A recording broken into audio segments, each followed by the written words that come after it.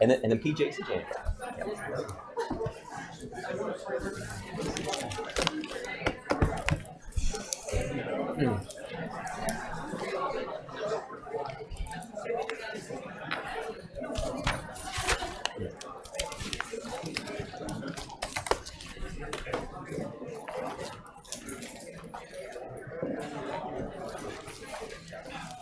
Everybody all set? Okay. All right. Thumbs up. Good evening, everyone. All right. We got the entire town of Apex in here tonight. Seems like it's Really good.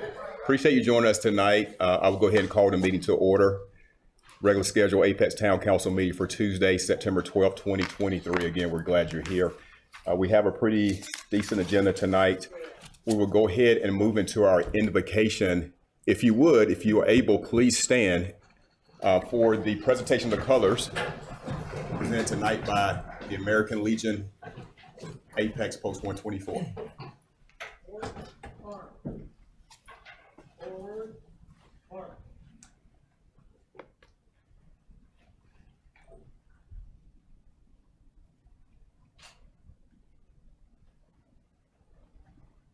Detail, halt. Post, colors.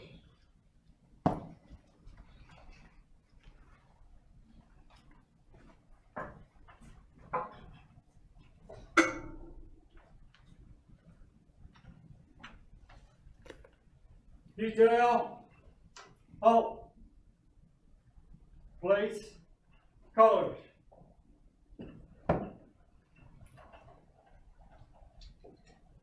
About face.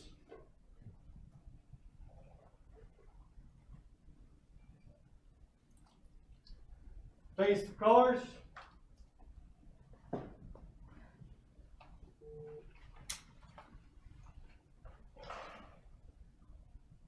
Please join us for a moment of silence.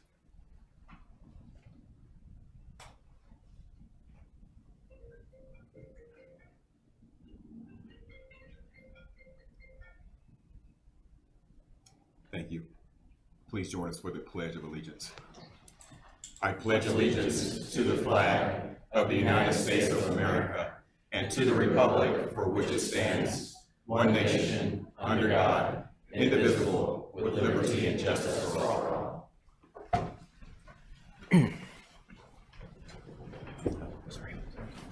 Assemble, march.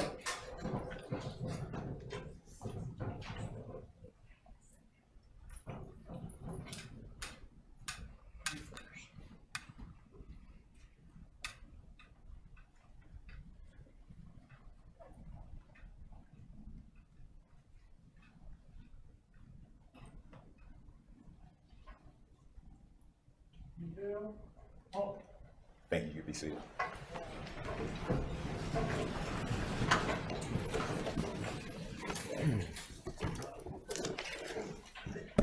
All right, just want to make a comment. If you plan to speak tonight in public forum or public hearing, please make your way to the sign-in sheet here. We want to recognize you at the appropriate time. See the town clerk and we'll get you squared away. Moving now to the consent agenda. All consent agenda items are considered routine to be enacted by one motion with the adoption of the consent agenda and without discussion. If a council member requests discussion of an item, the item may be removed from the consent agenda and considered separately. We have one change tonight with consent agenda. Consent item number 5. I'm requesting that item to be pulled tonight and continue to the next council meeting on 9/26. So we have that, and then we'll also add a closed session item as a result of that tonight when we set the meeting agenda. But with that, that's the only change I've received tonight. So is there any other comments on the consent agenda? I'll make a motion to approve. All right, motion to approve. Second? Second. All in favor say aye. Aye. Opposed? All right, motion carries. We'll move now to the presentations. The first presentation tonight is the Hispanic Heritage Month Proclamation. And receiving the proclamation tonight is Linda Graham Jones, Director of Diversity, Equity, and Inclusion Department for the Town of Apex, Celeste Shear. DEI coordinator and representatives of the La Fiesta Cristiana organization will receive the proclamation. So let's go to it. So we'll be joined tonight together reading the proclamation in unity, as we always do. So we'll start tonight. Who's the first one reading tonight? That's me. It's you. All right. All right, so this is the proclamation for the Hispanic Heritage Month 2023. Whereas Hispanic Heritage Month celebrates the abundant cultural traditions and the remarkable accomplishments of our Hispanic and Latino communities here in Apex, and whereas originally celebrated as Hispanic Heritage Week in 1968, it was later expanded to a month in 1988, inspired by the legislative efforts of Esteban Torres of California, and Whereas the significance of beginning Hispanic Heritage Month on September 15th lies in the association with the independence anniversaries of several countries, including Costa Rica, El Salvador, Guatemala, Honduras, Nicaragua, Mexico, and Chile. All celebrate their Independence Days on or near this date. And Whereas recognizing and understanding the lived experiences of the Hispanic and Latino communities within Apex holds paramount importance in shaping and providing effective town services and creating a sense of belonging in the community for all. And whereas the town of Apex is proud to maintain ongoing partnerships with Fiesta Cristiana and El Centro to expand and enrich equity and quality of life for Hispanic and Latino individuals and families in Apex. Now, therefore, I, Jacques K. Gilbert, Mayor of Apex, North Carolina, do hereby proclaim the month of September 15th through October 15th, Hispanic Heritage Month in the town of Apex, and ask all residents to join me in celebrating our Hispanic and Latino friends and neighbors who are such an integral parts of our community, signed on this 12th day of September 2023. So those names I called before, if you would come join me in the presentation of the proclamation.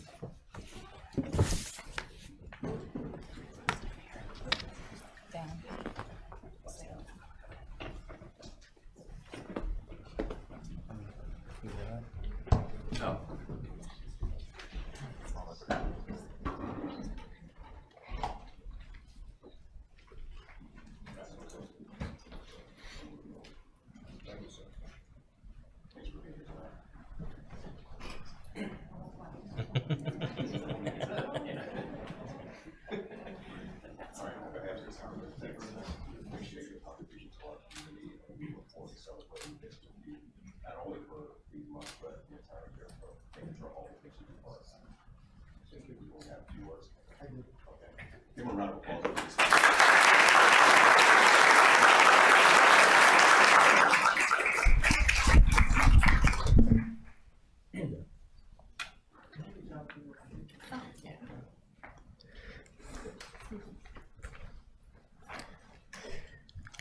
Dear Mayor Gilbert, Town Council members, Town of Apex staff, and friends, it is my privilege to be here and accept this proclamation in recognition of Hispanic Heritage Month.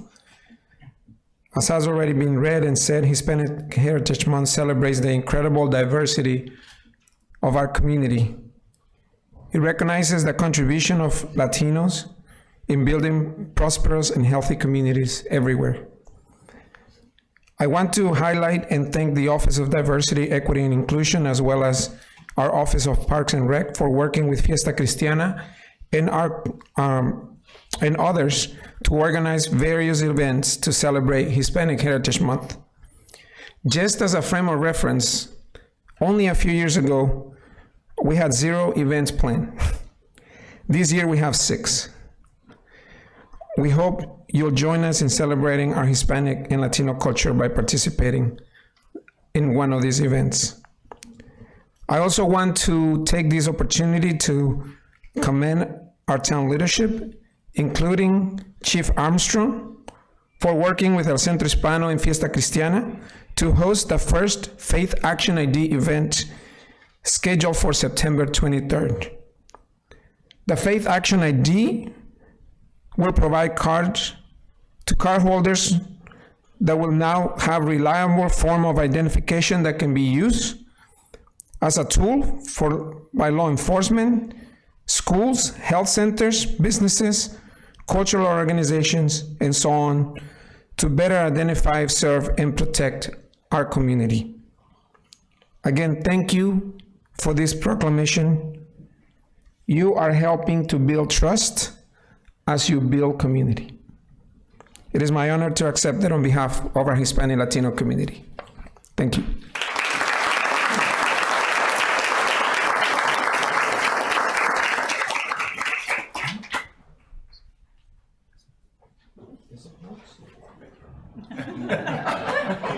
We gotta take a picture. Venga, por favor. Denis what, 2 more members? All right. We got to 12 o'clock, we're good. We're good, we're good.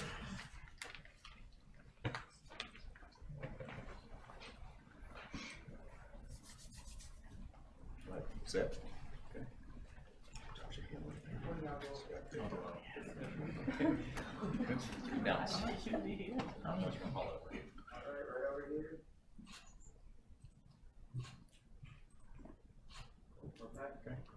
Good? Yeah. All right, here you go. Thank you so much. Thank you.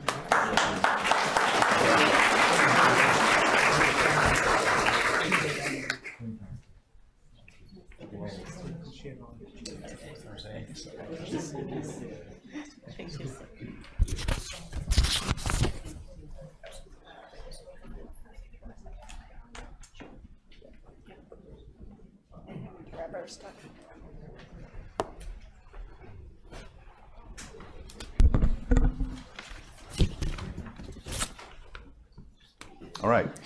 We now move to the second proclamation, Indigenous Peoples Day 2023. Again, we'll be joined together reading the proclamation in unity. We'll start with Councilman Ed Gray. The proclamation for Indigenous Peoples Day 2023. Whereas the town of Apex recognizes that the land we now know as the Americas was occupied by their indigenous peoples long before European settlers arrived, and whereas Apex is built upon land where indigenous peoples cultivated communities, coexisted with nature, and worshiped, and we recognize the profound responsibilities we have in honoring and maintaining this indigenous heritage and traditions in our town.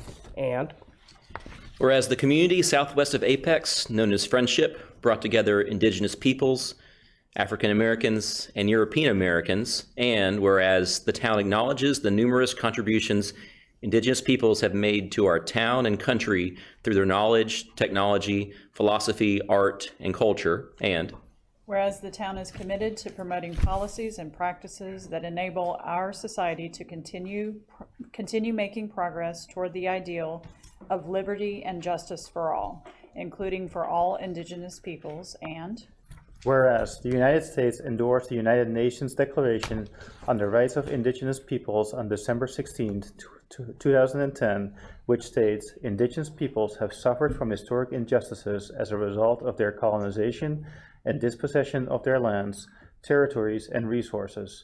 The town of Apex stands in affirmation with this declaration. Now, therefore, I, Jacques K. Gilbert, Mayor of Apex, North Carolina, do hereby proclaim October 9th, 2023 as Indigenous Peoples Day in the town of Apex, and invite all residents to join me in celebrating the rich traditions and history of indigenous peoples in our town and country, and in committing ourselves to furthering equality in our community, signed on this 12th day of September 2023. Receiving the proclamation tonight is the Triangle Native American Society, Jaslyn Kazaya, J.B. Wynn, J.D. Freeman, and Ryan Stan. So if you would, please come up.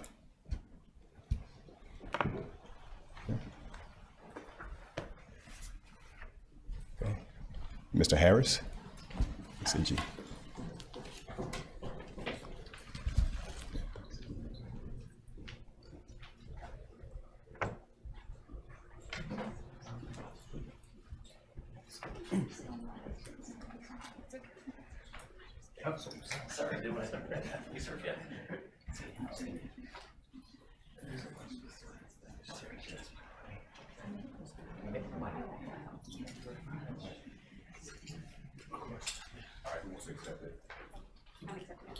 All right. On behalf of the town of Apex, we present this. this month. Thank you for all this part of the community. We look forward to celebrating this with you. Thank you. We really appreciate it. Absolutely. It's picture time.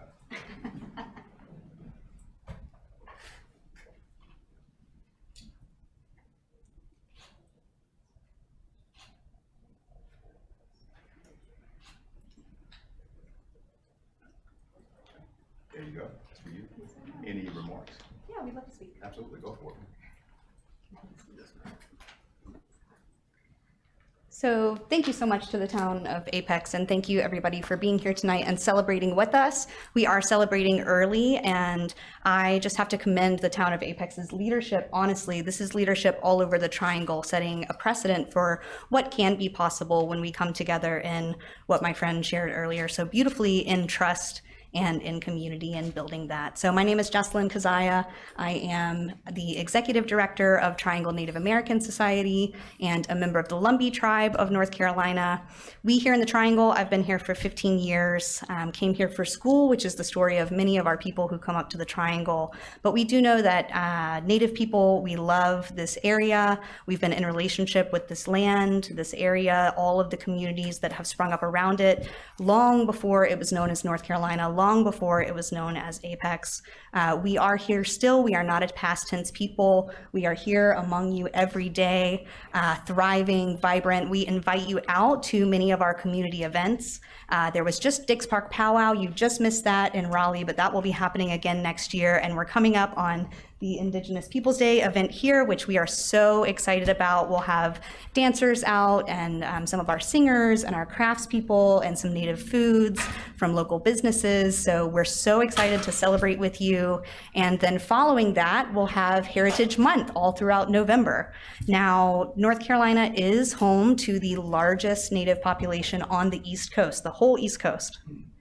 Here in the Triangle, we have the second largest population of Native people in North Carolina, outside of my tribal homelands down where the Lumbee are. We have about 13,000 Native people here in the Triangle. We are all around you. We welcome being in community. We also don't like to show up empty-handed, so we do have a advocacy project right now, and we do have just some pins that say Native votes count, just to remind you that we're here, we're in community with you, we're so excited to be here, and we just really appreciate all of the support. So thank you. Thank you so much.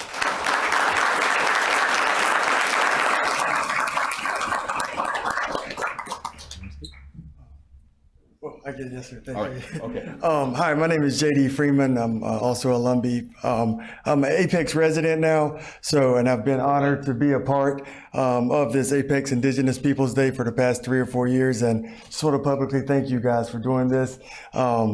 It's just awesome being here in Apex, and I get to drive 5 minutes from my home and celebrate from there. And it's just great. So, and thank you for the citizens, and we hope to see you out there. Thank you. Great, great.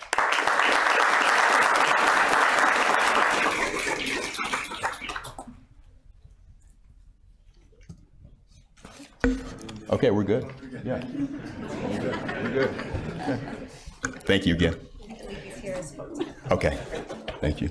I know everybody was like, Absolutely, thank you. All right, the next proclamation we have is Patriots Day, honoring and remembering September 11, 2023. Representatives from the American Legion, along with representatives from the Town of Apex Fire and Police Departments, will receive the proclamation. Again, join in unity with the proclamation. We'll start with Mayor Pro Tem. Proclamation Patriot Day 2023. Whereas on September 11th, 2001, the United States suffered a grievous loss. Nearly 3,000 individuals lost their lives in these terrorist attacks, creating an irreplaceable void in the fabric of our nation. And Whereas Patriot Day is a national day of service and remembrance that serves as a solemn tribute to those who were lost in the September 11 attacks and a way to honor their sacrifice through service to our community. And whereas firefighters on the scene tirelessly scaled up 110 flights of stairs in hopes they could save people from the burning towers, knowing fully those grueling steps were likely the last ones they would ever take. And Whereas in the aftermath of this unprecedented tragedy, Americans came together in a profound display of service, goodwill, and unity, and affirmed that the character of our nation is one of resilience and hope, even in the darkest times. And whereas on this day, we recognize the selflessness and bravery shown by the firefighters, police officers, EMTs, construction workers, passengers, colleagues, strangers, and patriots who gave their lives to save another. Now, therefore, I, Jacques K. Gilbert, Mayor of Apex, North Carolina, do hereby proclaim September 11, 2023, Patriot Day in the town of Apex, and urge all residents to join me in honoring these patriots who made the ultimate sacrifice and whose memory will forever remain etched in the collective heart of our nation. Signed this 12th day of September 2023. So we could have American Legion Chief Herman, Chief Armstrong, and all the police officers, please join us.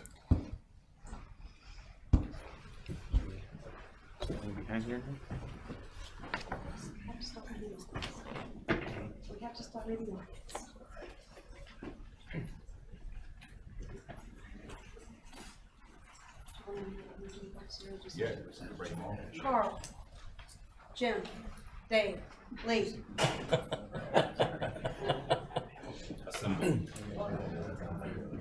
Too sweet. All right.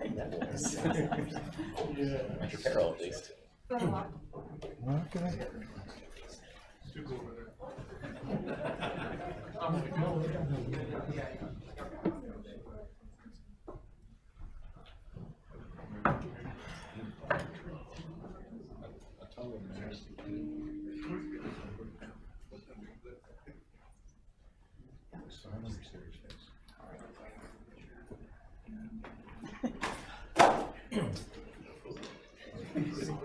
I don't think these guys anywhere. You retired.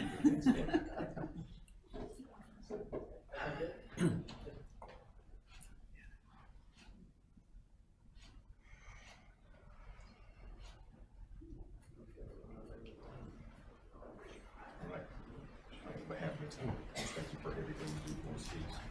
Of course,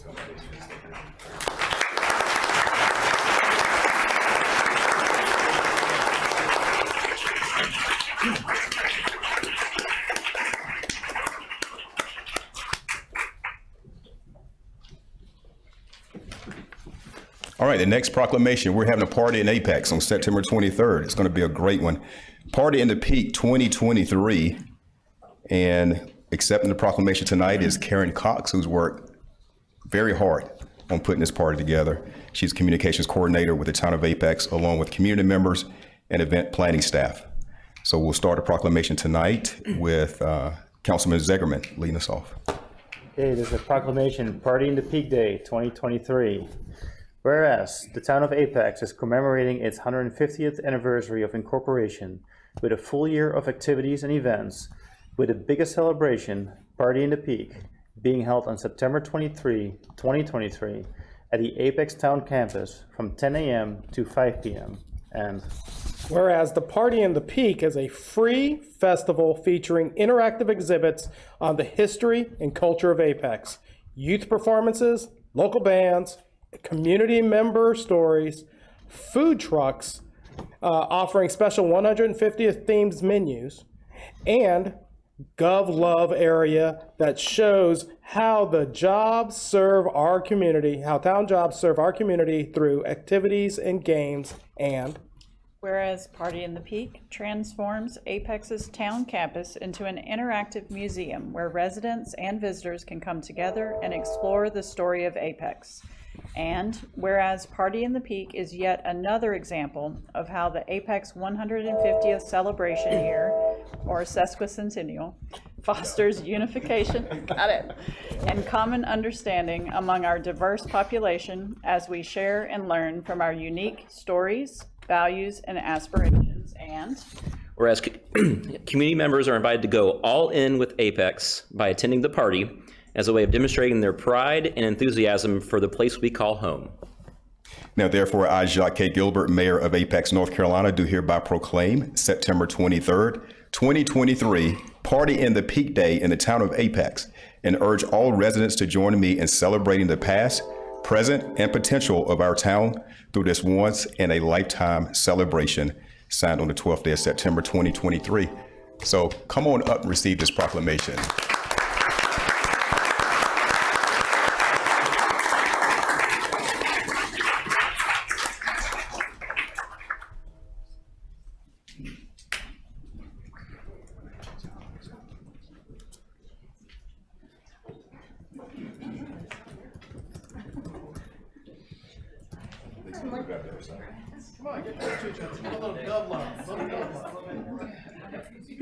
go down to the corner.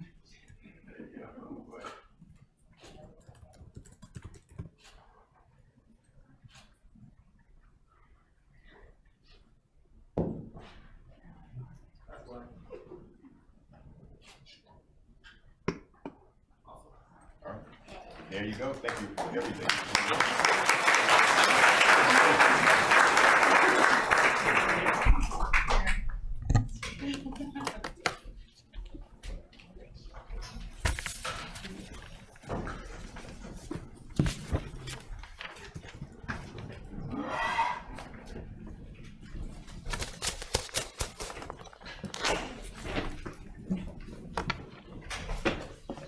All right. Our last presentation tonight is the S-Line Transit Oriental Development TOD Study Final Report, presented tonight by Ryan Brumfield and Jason Ortner of NCDOT.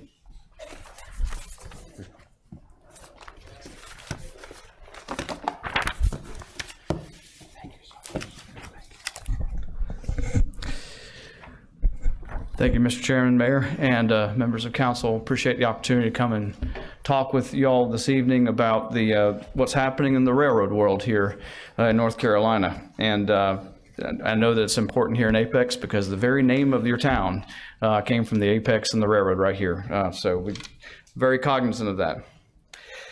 So we're going to do a little bit of an overview on sort of the S-Line project. The S-Line is the corridor that runs right through town here, but it also runs all the way from the northern part of our state in Warren County all the way down into Hamlet and Rockingham County. So it's a long corridor, and we have a pretty big vision that we've been working closely with this town and many towns all up and down the line on. So we'll bring a brief update on that.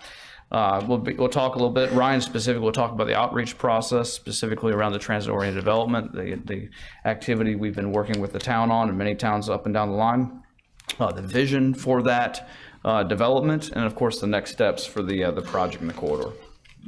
I'll begin by sort of a new initiative or initiatives that I really wanted to bring to the attention of the council, and that is passenger rail service is something we have a focus on expanding across North Carolina. Our core services right now are really focused in the Raleigh, Cary, and in Greensboro down Charlotte. We are up to 10 trains a day in that corridor. One of the top zip codes that uses the train is right here in Apex. So we're glad that folks here in the town are using the service to get throughout the state. But that's really our starter kit for the passenger rail service in the state. We have a much broader vision for where we want to bring passenger trains. As far west as Asheville, as far east as Wilmington and Morehead City, and lots of places in between.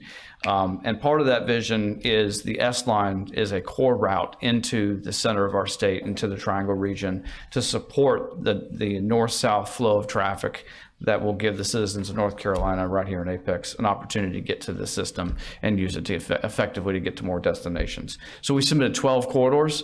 Many are right here in the Triangle region, and these include the corridor from Raleigh to Hamlet, which includes the corridor here through Apex. And there's just a lot of interest and excitement here, and FRA, we certainly expect to hear from them a number of these corridors selected in the November-December timeframe.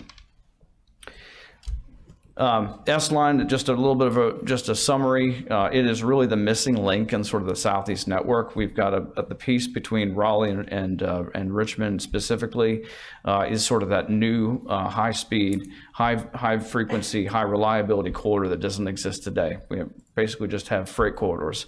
This will build a new connection to what Virginia is doing in their state and provide a free flow of passenger trains for folks to access the whole Southeast and Northeast, by this new high-speed corridor. It will serve both intercity trains, freight trains, and also an overlay of regional rail opportunities as we build out the corridor. It's kind of like a highway. You can have lots of uses on that facility. You just have to build the facility to make sure you've got those opportunities. And we're spending a lot of time working through the funding opportunities for this corridor, which includes federal grant opportunities through FRA. We've already been successful in securing several of those grant opportunities, and we have our eye on several more that I'll go into here in this slide right here. So the important component about the S-line is we've advanced a lot of work on this corridor. We've got the federally required environmental work done for the whole Raleigh to Raleigh-Richmond segment of it. And we're advancing a number of things through grants we've already won, including detailed engineering to get that link in the system fixed and built. We're also preparing for future grants. We've already submitted grants for right-of-way and 60% engineering to take what we're built so far and complete that work in North Carolina. And then the first major construction segment of getting that piece built from Raleigh to Wake Forest has already been submitted as well. We should hear about that late this year. But again, building from the south north incrementally and ultimately connecting to Virginia is the goal here. And we're looking to leverage those opportunities through FRA. So we've won $109 million so far, grants toward the project, about $48 million to bring the corridor into public ownership from Raleigh North, $58 million to support the 30% engineering, $1.4 million to support the TOD study that Apex was a great partner to us for, and Ryan's going to go into that in a lot of detail. And then $3.4 million for the RAISE grant for the Mobility Hub plan, and Ryan's going to talk a little bit about that too. Mobility Hubs essentially are train stations with every other transportation mode connected to them. And we could not do this without the partnership of towns like Apex. It has been great to see the level of engagement and interest of all the communities up and down the corridor, visioning their own way of connecting into the S-line and seeing what their potential is for their future. So we're glad to be here, and Ryan Brumfield with Integrated Mobility Division will speak on more detail. Thank you, Jason. Good evening. Yes, echo Jason's comments about the partnership. Very important on this project. I want to particularly recognize Councilmember Gant for your participation throughout the TOD study and involvement the last couple of years. We really appreciate your support. So what is transit-oriented development? Really, this is about leveraging the investment in transportation to think about your community goals, how we can achieve that through the transportation project. So this could include a mix of housing, office space, retail, civic spaces, neighborhood amenities within walking distance of the Mobility Hub. Could include other things, other purposes that you see fit, but really it's about maximizing that transportation investment to achieve community goals in the land use surrounding the station and the Mobility Hub. So the TOD study was about, again, planning the place around transit, proactively planning context-driven TOD that's specific to your community's needs. Both a corridor-wide conversation about the vision for the region and vision for the corridor, and then again, locally specific conversations about goals in your community. So again, a lot of this was around a vision for the corridor, and you can see here, these were the 6 common themes that we heard from all communities across the corridor. A lot of this is around access and mobility, affordable housing, supporting downtown vibrancy, and again, really leveraging this opportunity to ensure mobility and access for residents. Community outreach was extremely important, again, gathering feedback from the community on what they want to see with transit-oriented development and the rail service.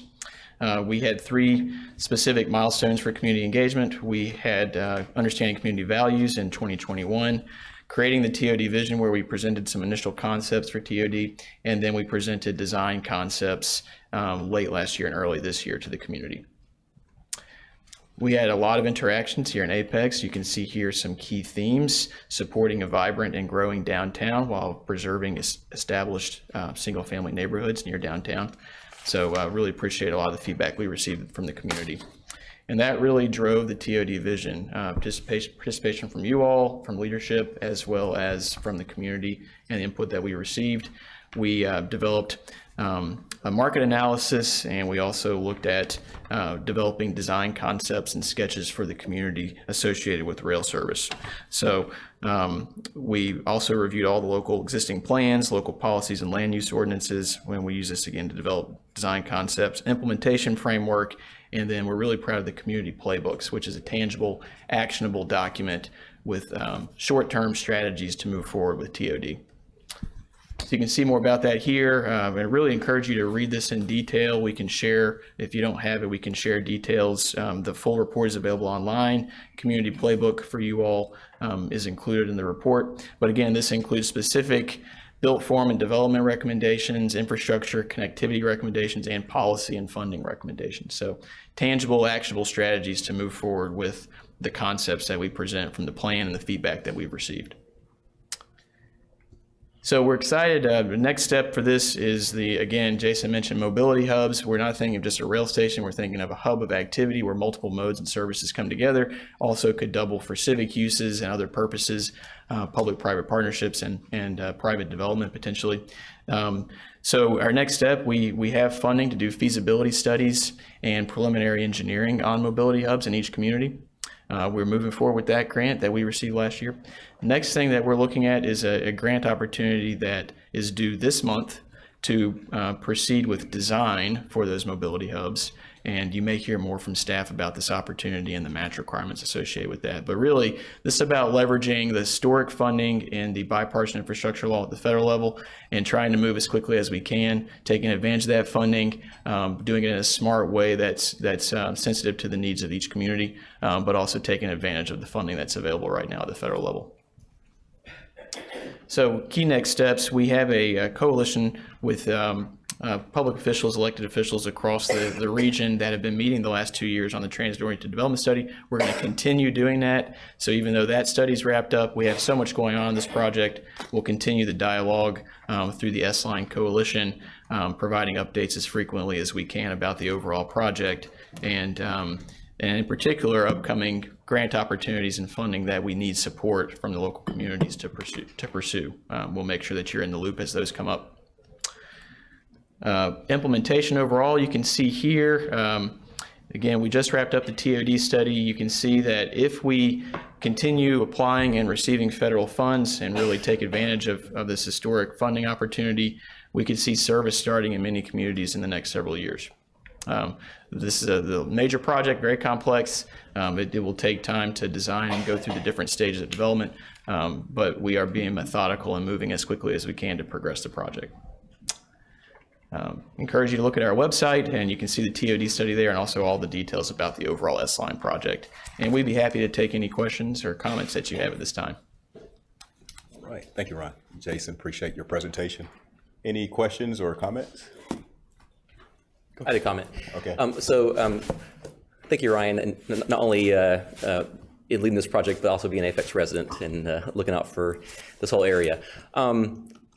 You referenced like me being part of it. It was a great honor to be a part of it, and really exciting too. Those meetings were amazing. But I think our staff, Shannon Cox and Diane Kin, were there for a lot of these meetings too, and they provided some great input. And I think I was there kind of just to walk around and talk to people. They were there for the real thing. So I want to appreciate their efforts, as well as NCDOT and you kind of being there when it's this time period where there's federal money. There's a desire to not just build more roads and taking advantage of all these things coming together. I think it's been wonderful. And if you weren't there, and Jason, if you weren't there, I'm not sure what would have happened, but I'm just so glad that we could partner with you guys in that way and take advantage of this amazing opportunity.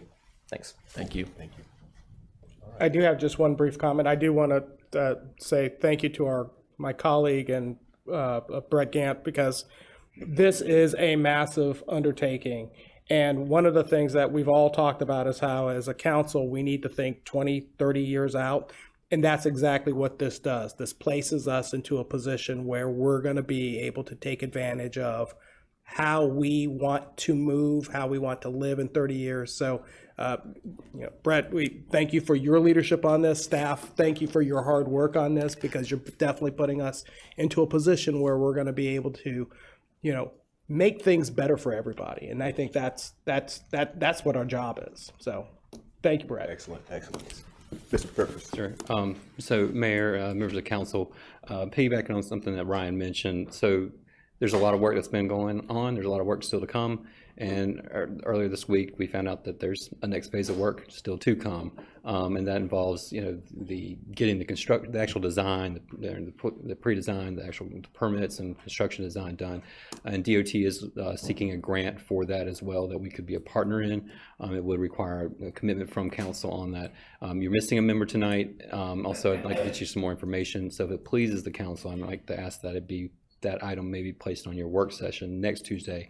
Your next meeting on the 26th is actually they have a short deadline. 28th is the deadline for their application, so the 26th would be a little crunch. So if y'all are okay with it, we can ask to be placed on next week's agenda just as a single item and beyond the work session, if that's okay. Yeah, sounds great. Okay. Yeah. Well, we'll do that, and we'll get the information to you about that grant opportunity and how we can participate. Anyone else? All right. Thank you so much. Thank you. We appreciate Excellent it. report. Yep. All right, move now to setting the regular meeting agenda. And Councilman Zigerman, you asked for new business two to be removed until Councilmember Mahaffey is back. Correct, yeah, so I'd like to ask for that to be continued on the next meeting, 26th. Okay. All right. Any other changes or recommendations? Hearing none. Is there a motion? I'll make a motion to approve. Motion, Mayor Pro Tem. I'll second. Second, Zigerman. All in favor, say aye. Aye. Opposed? All right, we have a set meeting agenda. Move now to the public forum. This is opportunity for community members to speak, provide concerns, suggestions, accolades, if you will. We would love to hear from you. As you probably know, we will not be communicating back to you. We'll be listening, taking notes, and please make sure you adhere to the time. We have 3 minutes for every speaker. We want to be able to move through each one. And the series of lights are there. The green light starts. Yellow light, you have 30 seconds left, and then a red light means that your presentation is done. So we'll go ahead and open up the public forum, and the first speaker tonight is Dawn Cozzolino.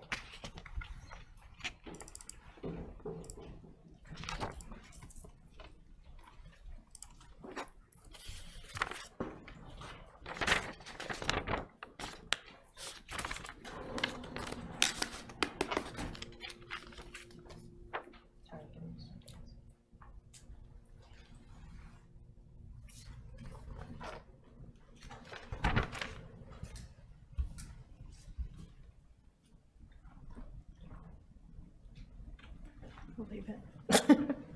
You have handouts. I see you have it indicated here. Do you have handouts? I do. I was going to comment to the clerk if we can hand that out afterwards. Afterwards, okay. Yes, thank you so much. Sure. Dawn Cozzolino, 3632 Bosco Road. I'm here tonight to voice my concerns about our rural New Hill community, provide awareness of how critical our farm and land assets are. They do good for the environment, and they fight climate change. This is a turning point for the town council for future generations. Our number one industry is agriculture. Yet we are worst in the country, second worst in the country, just behind Texas, for farm land preservation. We love where we live. These are photos of our farm. Jenna will share comments on why this saying is true when she presents the comments from the open house meetings. We are a rural community. We want to keep it rural. We don't want Starbucks on every corner. For the Western Big Branch and Force Main, I didn't hear any other feasible options proposed that would not interfere with our community. They're out there, but I'm not hearing about them. Take a look at these photos. These are photos of similar structures proposed for the Force Main and the Big Branch. It's not hidden, you can see. It's not underground. They're huge permanent buildings with razor wire, cement risers, venting, even with filtration or smell.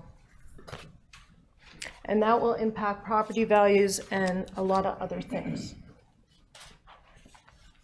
Heat map. We're in the gray area. Apex is in the red surrounding us. This is called sprawl. By definition, it's expansion into the countryside in a manner that is disorganized and unattractive. tree canopy study monetized, we lose $2,800 per person. That's including vulnerable communities by tree removal. Wake County's tree canopy is valued at $3.2 billion. Apex was #1 for losing the most acreage, 2180 acres, and 15% out of Wake County. That's a 10-year study, by the way, and it's 3 years old already. Talking about changing canopy. Do I get a little bit more time? How many more do you have? I'll go really quick. Canopy loss, we're in the green as a gain, and Apex is in the yellow as a loss. This is Jordan Lake. This is our major water supply. There's only 8.8% unallocated. The urban heat index is 4% higher, or 4 degrees higher, going 3.5 miles in 6 minutes from Bosco Road into Apex. Apex has too many goals, too far, too unsustainable. And by looking at where we are going with things, you're going to be changing your name to the peak of good living has peaked. We keep with the sprawl. It's unforeseeable. It's not unforeseeable that this would happen. And this is what progress looks like in Chatham County and Durham County. This is water protection that's just been blatantly violated. All right, Ms. Cozzolino, thank you so much for your Thank you very much.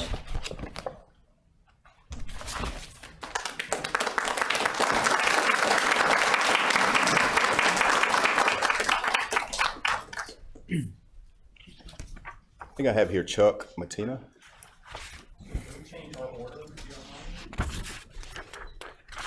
All right, move to Donald.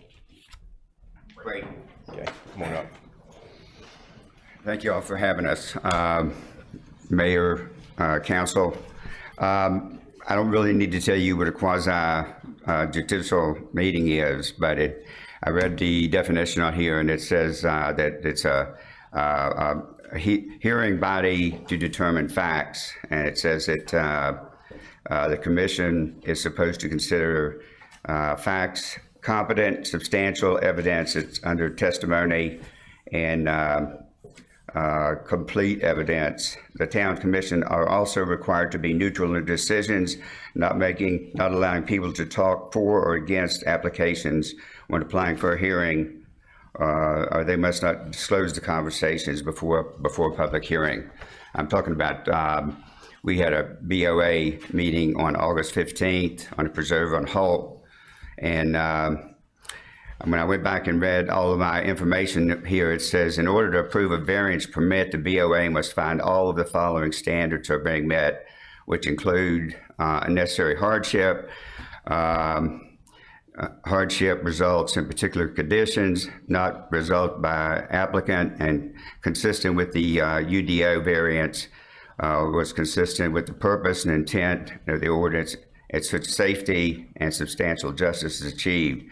Number one, there was a traffic model that was presented at the meeting, but it was not evidence. It was a model. It was not an actual traffic study, so that was not hard evidence. Number two, they say it's a hardship getting in and out of the property. The property currently has an access road off the Holt, and at the council meeting, from the council notes, it states that on page 53 that there is access to the property off the Holt Road and does not have to come off of Elk River Drive. It says that a variance permit is supposed to require all of the standards to be met. And I think particularly on the first standard and the fourth standard, those areas were not met. Town Council has the scope to appeal this decision, and they had a vote on this with hearsay and not all the facts or findings that are supposed to be in the process. And I know the Town Council are able and scope to appeal this decision to the Superior Court, and we hope you will consider doing that for us.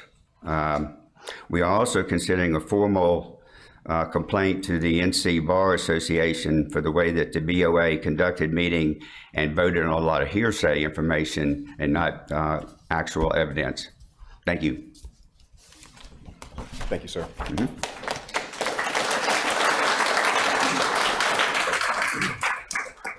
James. Oh, the first one, maybe. Armando Gar. Okay.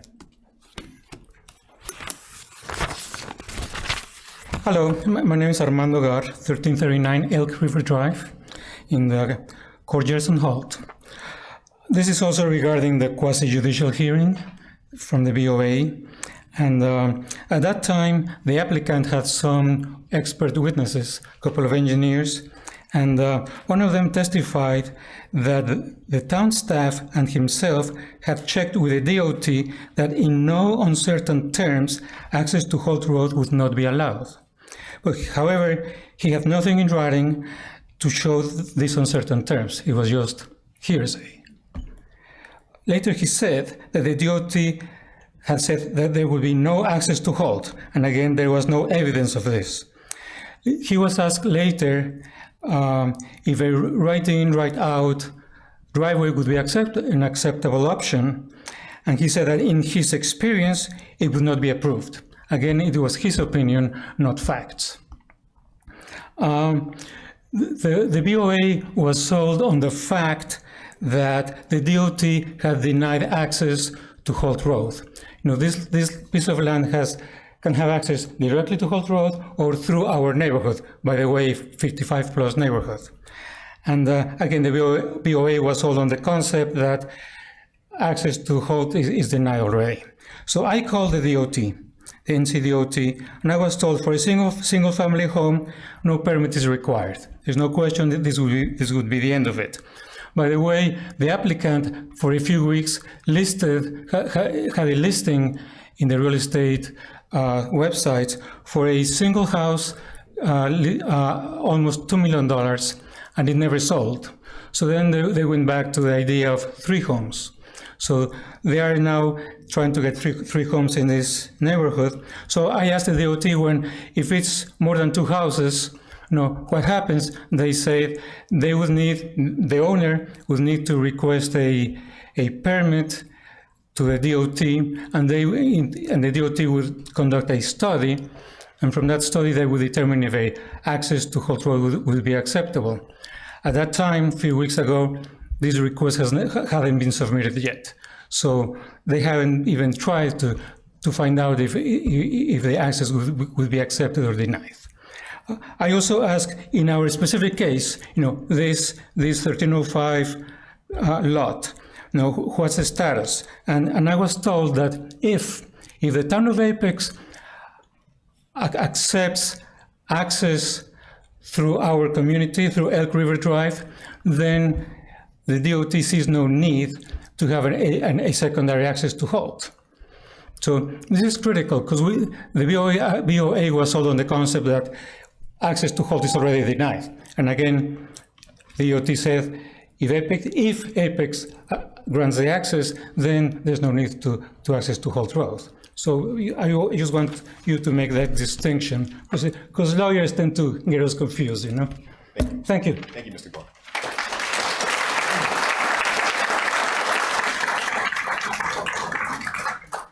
My turn. Okay. I've never worn this much white in my life. Chuck Mattina, 1328 Elk River Drive. I want to talk a little bit about an actual document that was filed by the Board of Adjustment, and this is the finding of fact that was submitted on 8/15/23. I have one copy. I don't know if you guys, I only had time to make one copy, so if you like, I'm happy to share a copy. But basically, item number 7 on page 1 says that all persons who desire to present evidence relevant to the variance on 1305 Holt Road were allowed the opportunity to present evidence. That is factually untrue. We had to attain standing, and only one of our residents obtained standing. That was Don Braden. So the idea that all people who desired to speak were given the opportunity to speak is factually not true. I should make this whole finding null and void right there. It is signed by Chairman Carmack, by the way. You heard other people talk about the fact that the whole idea of was their decision based on the NCDOT fact or hearsay? There was no evidence presented on that. Realistically, as Armando said, they can build one home on that lot. So this is not necessarily, the hardship is being caused by the fact that they want to build 3 homes. And the reason they do not want to come off a Holt is really, it's not about the road, it's what's underneath the road. If they come in off a Holt, that property has a septic system which can only support 1 home. So if in order to build 3 homes, they need to come in off of Elk River Drive to have access to water and sewer. So I think the whole variance is kind of an end around to get access to water and sewer so they can build the 3 homes. The last thing I want to kind of talk about was this idea that the other thing is in the 4th criteria, which is consistency with the regulation, the UDO, that's such that public safety is secured. One of the things that we presented to the board that they summarily ignored is the fact on Elk River Drive, there are 21 homes. 7 residents on Elk River Drive suffer from some health issues, including cerebral palsy, Parkinson's, a gentleman who's blind in one eye, someone who's relegated to a electric wheelchair, and someone with Alzheimer's. Their study, as Armando just said, which is also based on opinion or a model, says that it will only have 25% more traffic coming down our road. So they're going to put 25% more traffic on a road that has 7 homes with some serious health issues. Again, we're a 55 plus community, so that's to be expected. So we feel like that was not addressed in the idea of public safety being secured. That's putting the public safety, quote unquote, of the 3 homes over the public safety of the 21 homes on Elk River Drive. So again, we just feel like, what was put into this and signed by the chair and a planner is factually untrue and should not be submitted as evidence of fact.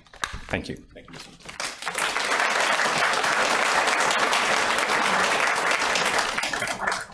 James Jesser.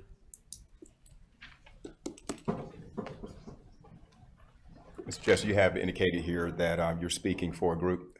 Yes, I am. I am speaking. Matter of fact, Mayor Gilbert and town council members, I'd actually like to ask the members of that group to stand so that you can understand the scope of the group of the people that I'm speaking for. Would all the residents of the courtyard of Holt please stand up? Okay. All right, noted. Thank you. Thank you very much. You have 9 minutes. Thank you. Again, I appreciate the opportunity to come before the board council to speak tonight. We, the members of the courtyard on Holt, 85 households strong, are heartened to learn that Mayor Gilbert has scheduled an Apex Town Council meeting this Tuesday, and that later on that we believe that there'll be a discussion about the recent Apex Board of Adjustments approval of variance 23 VAR 01 1305 Holt Road.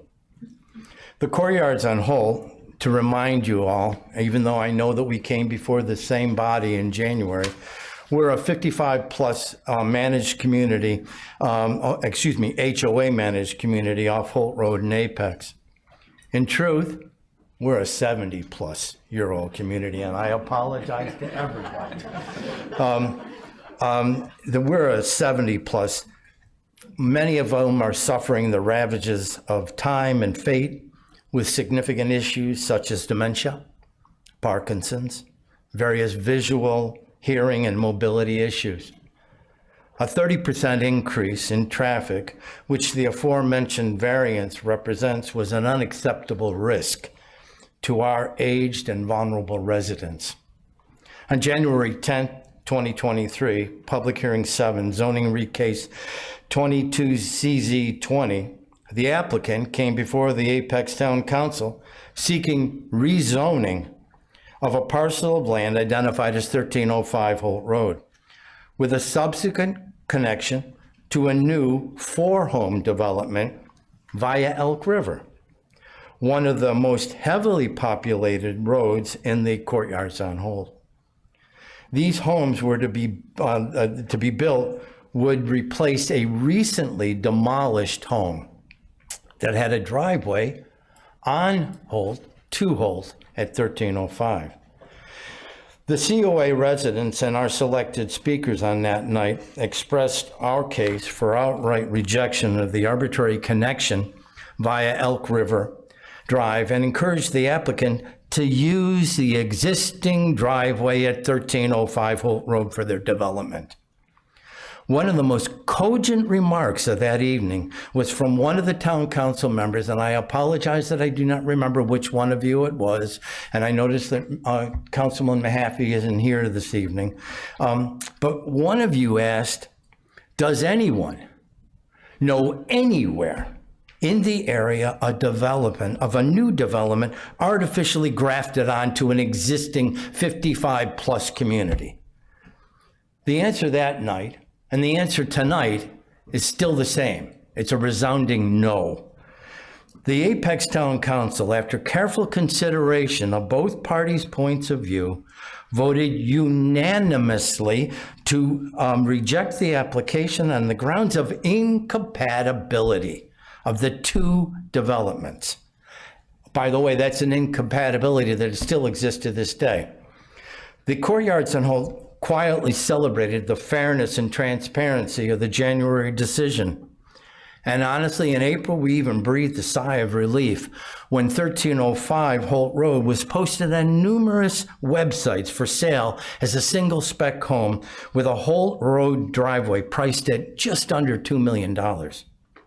Unfortunately, we were naive and ignorant, because simultaneously, the applicant and his legal counsel, Morningstar Law Firm, who I recognize is present in this room tonight, in conjunction with the Apex Planning Department, were engaged in some legal jujitsu to subvert the Apex Town Council January meeting and January decision via a variance request to the Apex Board of Adjustment. At the first BOA meeting, over 100 Courtyard on Holt residents attended the meeting and successfully argued for a continuance to allow us time to secure legal representation. We were given 30 days, which we thought would be adequate, not fully understanding the landscape in terms of legal representation and expert witnesses is almost exclusively tilted in favor of developers. We were repeatedly denied representation. Developers are the bread and butter for many law firms, and multiple firms simply did not wish to be associated with any case perceived as anti-developer. After numerous declinations, we found an attorney willing to take our case. At the next BOA meeting, the COA ranks swelled to over 120 residents. And despite what we thought was adequate legal representation, and as other speakers have spoken about already, multiple hearsay statements referencing DOT opinions or directives made by the applicant's expert witnesses, their legal counsel Morningstar, were allowed to be entered as facts. And let's make sure we understand, in terms of hearsay, any statement made or alluding to an NCDOT opinion or rulings on this without either it being in writing or you being an NCDOT official were classic forms of hearsay. And yet they were allowed to be entered as fact. So, the minutes of the meeting, quite frankly, I would probably be in a position to give you specifics, examples of hearsay. However, the minutes of the meeting are in dispute, and therefore I'm not able to give you anything more than what I've said, which is any statement alluding to NCDOT is hearsay. There was, and as a result, when you allow that much hearsay evidence, that's a gross violation of a quasi-judicial proceeding. And some of those statements inadvertently may have tripped over into perjury, which is a Class 1 misdemeanor. Additionally, a BOA member, Mr. Pye, failed to acknowledge his association with the applicant, despite acknowledging said association at the first BOA meeting, depriving our attorney the fundamental right to probe the nature of that association, an association that may have compromised or biased the BOA members' questions and eventual decision. Furthermore, it appeared to our community that several BOA members were predisposed to a stub road connection and had fixed and hard opinions, insusceptible to change or on egress from the immediate onset of the BOA meeting. Such fixed opinions are an anathema to a proper and legal BOA meeting and are against BOA structure and standings. The BOA meeting was never made aware of the Apex Town Council decision on the applicant's basically same request in January 23 during the public BOA meeting. Is it unreasonable to assume that such knowledge may have impacted the board's thinking, line of questioning, and subsequent decision? Why was this information not shared, and to what purpose? Was this more legal sleight of hand? The BOA that night voted 4-1 to approve the applicant's request, allowing the applicant to build 3 homes attached to our senior community exclusively via Elk River Drive. The only no vote was Board of Adjustment member Tracy Taylor. The residents of COA, comprised of over 170 voters who annually pay in excess of $350,000 in property taxes, respectfully request that the mayor, joined by the members of the town council and Ms. Hoey, reject this flawed BOA decision, replete with multiple legal and ethical violations / issues made by a panel of unelected and therefore unaccountable officials. And may I have approximately 2 more minutes? Thank you. And therefore unaccountable officials, and dismiss the BOA decision in the applicant's case with prejudice. I repeat, I'm requesting it to be done with prejudice. After all, who runs the town of Apex? We believe that the elected mayor and the elected town council have the final say, which allows the voters the opportunity to eventually, at election time, demonstrate their support or disapproval. Apex is no longer a sleepy little town where deals can be made in dark rooms by influential, well-connected people against the collective will of the people, using the cloak of a quasi-judicial proceeding to mask an ugly reality.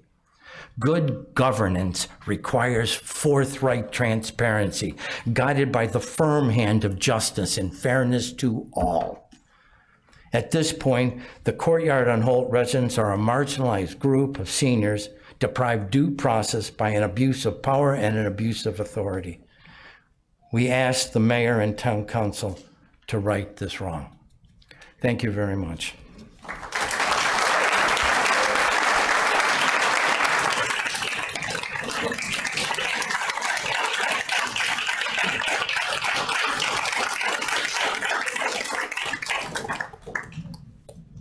Elizabeth Stitt.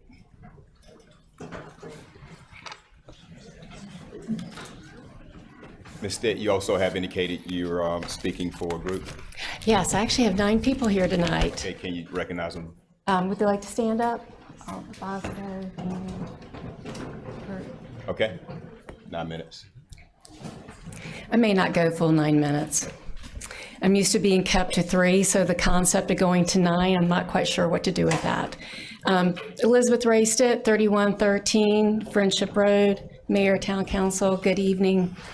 Since I have a few extra minutes, I'm going to say a couple thank yous to start with, because generally 3 minutes doesn't give you time to raise an issue and say thank you. So since I've got that, I wanted to mention a couple things. Friendship Road is going to be closed on tomorrow, September 13th and 14th, to finally be repaired. There is a section of road that's been marked since December, and I want to thank the mayor. He allowed me to go on a ride along with a DOT official, and we stopped and walked over and looked at it and looked down the side, and he could see how unsafe it was. So this particular work order that's been in place since December, I believe is happening because of that. So I appreciate the fact that you didn't have control over the road, but by helping me make connections, it's allowing our community to have a safer road. The second thank you I want to say is to Diane and the planning staff for coming out to our community to have 2 open houses. It's really hard for us to get into town. Today, there was actually a major accident on the 540 bridge because the traffic has been new traffic lanes. So there were people who got here late because they had to drive around different directions, but coming out to our community, making it easier to engage is greatly appreciated. And then I've got a third thank you. The final thank you before I get into the meat of what I want to talk about is to interim town manager Sean Purvis. I just want to say thank you for the email that you sent. I raised some concerns today that each of you were copied on. Didn't expect a response that quickly, so I just want to say thank you. It's a pleasurable change. So tonight, I love the fact tonight was Indigenous Peoples Night because they love our trees. We love our trees and we want to honor the legacy of their heritage in our friendship community, but also the rest of us who live out there also value our trees. And I think that's reflected in the tree canopy study. And you're going to hear much more about trees, so I'm not going to go into a lot of depth around that. But I do want to point out an obvious blaring elephant in the room. The town's going to do the Big Branch Forest Main, and it's going to remove 18 acres of trees through our communities. And there's no mitigation plan. There's no intent to replant a single tree back because you need that easement open. Somehow, some way, we need to have 18 acres of trees. We don't want to lose a single one of those. We need a different strategy for Friendship and New Hill. Our communities have distinct cultures. We're not meant to look like Apex. We respect Apex. We are part of the greater community, but what we bring in terms of diversity is very important. We want to enable our communities to look like our communities. We don't want to look like Apex. And so hopefully through this whole strategy of working with the town and coming up with the land use map, we're able to come up with something that really reflects our communities and not making us look like the rest of Apex. A part of that is protecting our roads. Our roads are overcrowded based on the Apex process. Something in our transportation studies need to change. Is it the rate of background projects and the growth rate need to be changed? Something needs to be done differently for our communities. We don't want the repeat of what we're fighting with right now. But I do think we're at a tipping point. I think there's a lot of social media happening right now where people are saying enough's enough, that there's this feeling that we just hit too much. One of the individuals with me tonight did a posting on Nextdoor, and he just said, hey, I'm hearing a lot of concerns about development. I'd like to get your thoughts. He had over 269 comments to just the simple question. So out of that, there is a group that has started, and it involves Apex residents, ETJ, Wake County members, and we invite anyone who wants to come to some of those meetings to start talking about community solutions of what we can bring to you. We don't expect the town to come up with all the ideas. We like to, present our ideas to say, this is what's meaningful to us. This is what we want. We're also, I'm also hosting a meeting with Cheryl Stallings, Wake County Commissioner, your former fellow council member, to talk about what's unique about Wake County. We're all Wake County out there. And Wake County's priorities are the voluntary ag district to preserve farmland. If you go and look at the GIS maps and you turn on the voluntary ag district map, you'll see that we just recently got 118 acres under that program. We have another 38 that should be in that program, so 150 acres within a couple of months. We're reaching out to some of the other large property owners to consider going underneath that program. And what that says is we are pledging a commitment for at least 10 years not to develop our property because we recognize the importance of our farms to the overall community. That's going to have an impact on the plans you make for 2045, because you've got properties that are committing to stay and protect what we have. Wake County is also dealing with wells going dry. There's a number of resources they provided I plan to share that when you develop communities around farmland and you carry off that stormwater does not go back into the ground. And so you start drying out the land around it. The trees start dying off, the grasses start drying off, people's wells start going dry. We don't want our wells to go dry, so I'll be forwarding that information to you. So obviously I've got a large group with a couple of different, focus. We're going to start aligning and showing up more because we realize that's what it takes to get change. So I ask that, you take the time to seriously have conversation with us. Coming to the town meetings where you have a 3-minute monologue and I know I come on a regular basis and there's not a need to respond to me every single time, but there's people who come and don't feel like they're heard or that is making a difference. And so it's taken me a while to get my community to say, look, guys, I keep showing up. There's a joke about me being a stormtrooper. And I actually have a cardboard cutout, open up and take a picture of me to have the stormtroopers behind me to say, look, if I can keep showing up, so can you. And we together can have a better outcome. The one thing I want to close with is it's just not all on Apex, okay? We know our community is impacted by Holly Springs. So I plan to meet with Holly Springs about a couple things, but right now Holly Springs has 2 potential rezoning cases that was going to be heard on September 19th. It's been pushed out to October 17th. Where Amgem and those different properties are going to be increasing their density, which means they have new traffic studies. And their original traffic study had money allotted to extend the turn lanes on Old US 1 and Friendship Road that initially the town was going to build, and then they would extend. And then, of course, the various properties, Holland Road Mixed Use Assembly was going to have some money. And we have included Paul Miller in those conversations because he owns the corner, because he knows he's going to have to do something. So we are looking beyond just the town of Apex, and this is where collaborative working with each other is really important. And so I'm going to circle back to where I started, where the mayor helped me get in touch with Brandon Jones at the DOT. I would have never met him on my own.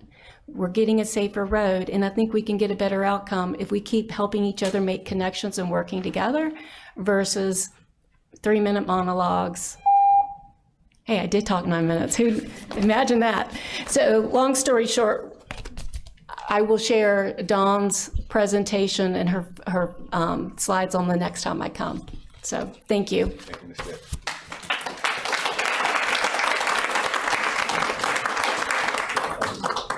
Pamela Thomas. Okay. I'm coming up to the light. I'm gonna look at this light. I'm gonna follow it. I'm gonna honor that light tonight. Pamela Thomas, 507 Fantail Lane. Pamela Patrice Thomas, 507 Fantail Lane. As of September the 29th, okay, will be my 1-year anniversary in Apex, North Carolina. Okay, so yes, I ain't gonna mess up like I did the last time. Oh my goodness, to God be the glory, y'all. So since March Public Forum, I had an unexpected impromptu experience here that was a little traumatic, but it was real. It was very real. And it was evidence of the trauma. However, I'm still free in 2023, free to grow, free to love, and free to heal in Apex, North Carolina. Okay, so again, 1-year anniversary coming up. I am blessed by the best to announce that the nonprofit vision that God gave me has been offered 7 figures. That nonprofit is Liberty Nest PPT Ministry. I advocate for orphans, widows, We advocate orphans, widows, elderly, poor, oppressed to ensure their home or nest is safe as well as suitable for any physical disabilities, adequate living space, and empower them to use their voice to address injustices and or lack of corrective actions taken on their behalf. We facilitate specialty gatherings that will inspire, strengthen, and provoke us to begin again with unwavering faith that Matthew 7:13 through 14 is the best road to travel. We've been talking a lot about roads here. Enter in at the straight gate. And because wide is the gate and broad is the way that leads to destruction. I am the founder, Pamela Patrice Thomas, or PPT, of Liberty Nest PPT Ministry, United States Navy veteran. While serving my country, I supported the Chaplain Corps as a religious program specialist. I also supported an active reserve status, the Marine Corps, Semper Fidelis. And yes, I sure did. I am now a member of the local American Legion Post. I've transferred my membership. So when it comes to Liberty Nest PPT Ministry, is a faith-based meeting of needs vision God gave me during a national pandemic. The Bible, the inspired word of God, our roadmap for living, was good enough for our ancestors. It's still good enough for me, and it helps to fuel my passion to make a difference in the lives of others. This vision quickly expanded March of 2023 from a desire for monthly women veteran gatherings to reaching out to touch the world with a constant reminder that Matthew 25:40 is the wisest way to live. And the king shall answer and say unto them, verily I say unto you, inasmuch as you have done it unto one of the least of these, my brethren, you have done it unto me. I remain humble and honored to share my journey that led me to declare that I'm free in 2023, free to grow, free to love, and free to heal. And I'm committed to making a difference in the lives of others. I do have some handouts. Thank you, Ms. Hollis. I thank you for your attention. Do I give those to... I give them the smiley over here? Yes. Okay. And I do have a copy of the mission. Okay. For Liberty Nest, but I want to give it to the gentleman that had the large group. Did he leave? He's back there. You can find him. Thank you so much. Okay, thank you. All right. Dylan Hill.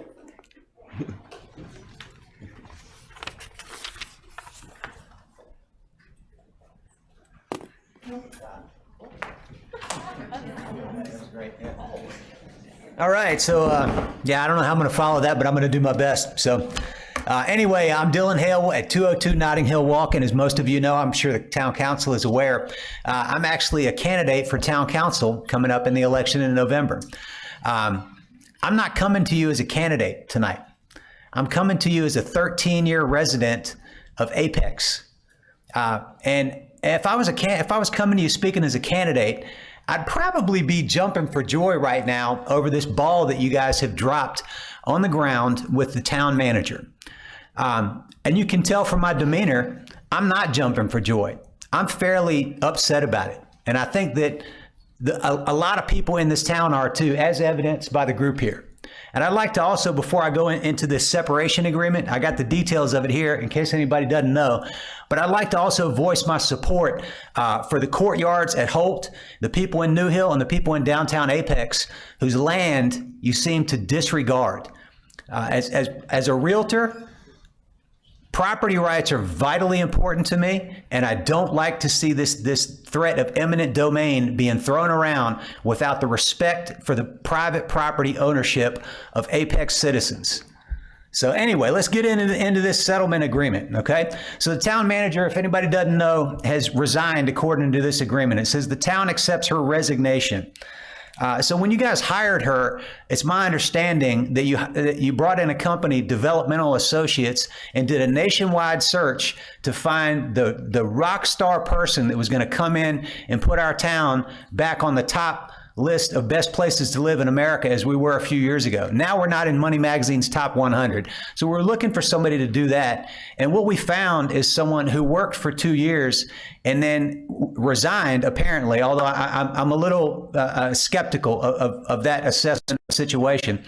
Part of her resignation package, you've got a severance package for her paying her $231,000 for this upcoming year that she's not working. I'm curious if you couldn't find anybody in Apex that would take that job. and maybe do a good enough job that you wouldn't have to come to a mutual resignation agreement after 2 years. I would think that there's probably some people in this room that would love to have a $231,000 a year job serving the town that they love. She's got health and dental insurance for the next year. She's got 40 hours of paid leave that she's going to accrue during the next year that she's not working. She's being paid for 281 hours, is that right? Of paid leave that she's already accrued. Retirement benefits for a woman who worked here for 2 years, and now you're paying her for another year. All told, it comes up to about $750,000 of Apex taxpayers' money. I don't think that you would hire me to be your realtor or somebody to cut your grass and enter into a contract with them that says, hey, if you don't like the way that I'm cutting your grass, or if I come to you at any point and say, hey, I'm going to retire from cutting your grass, I'm going to pay you to cut that grass for the next year. And the reason you hired this person is because it's our money you're spending and not yours. And I challenge you to make a change and do better. If you want somebody to pay $231,000 to next year, there's your guy right there. Look inside of Apex. Look at people who live here, who have passion for this community, who actually want to be here. Look internally. Look at Parks and Rec. Look at some of the people that already work for the town and afford them opportunities for these great positions instead of going on a headhunt to find somebody who's not qualified for the job. That's all I got. Thank you, Mr. Hill. All right, thank you.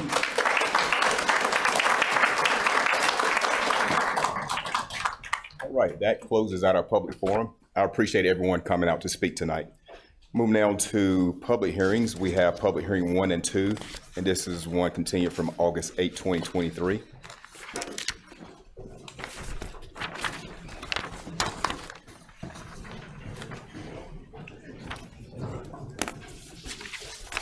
Hey, 1 second. We have someone out there that would like to get the QR code from the previous. Can you back the PowerPoint up 1 slide? Is that what you're looking for? All right.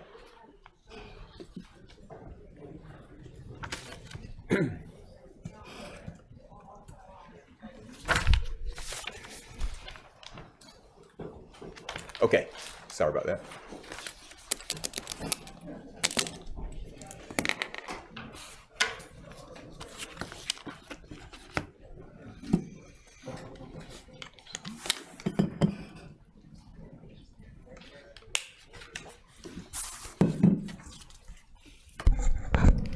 Good evening, Mayor and council members.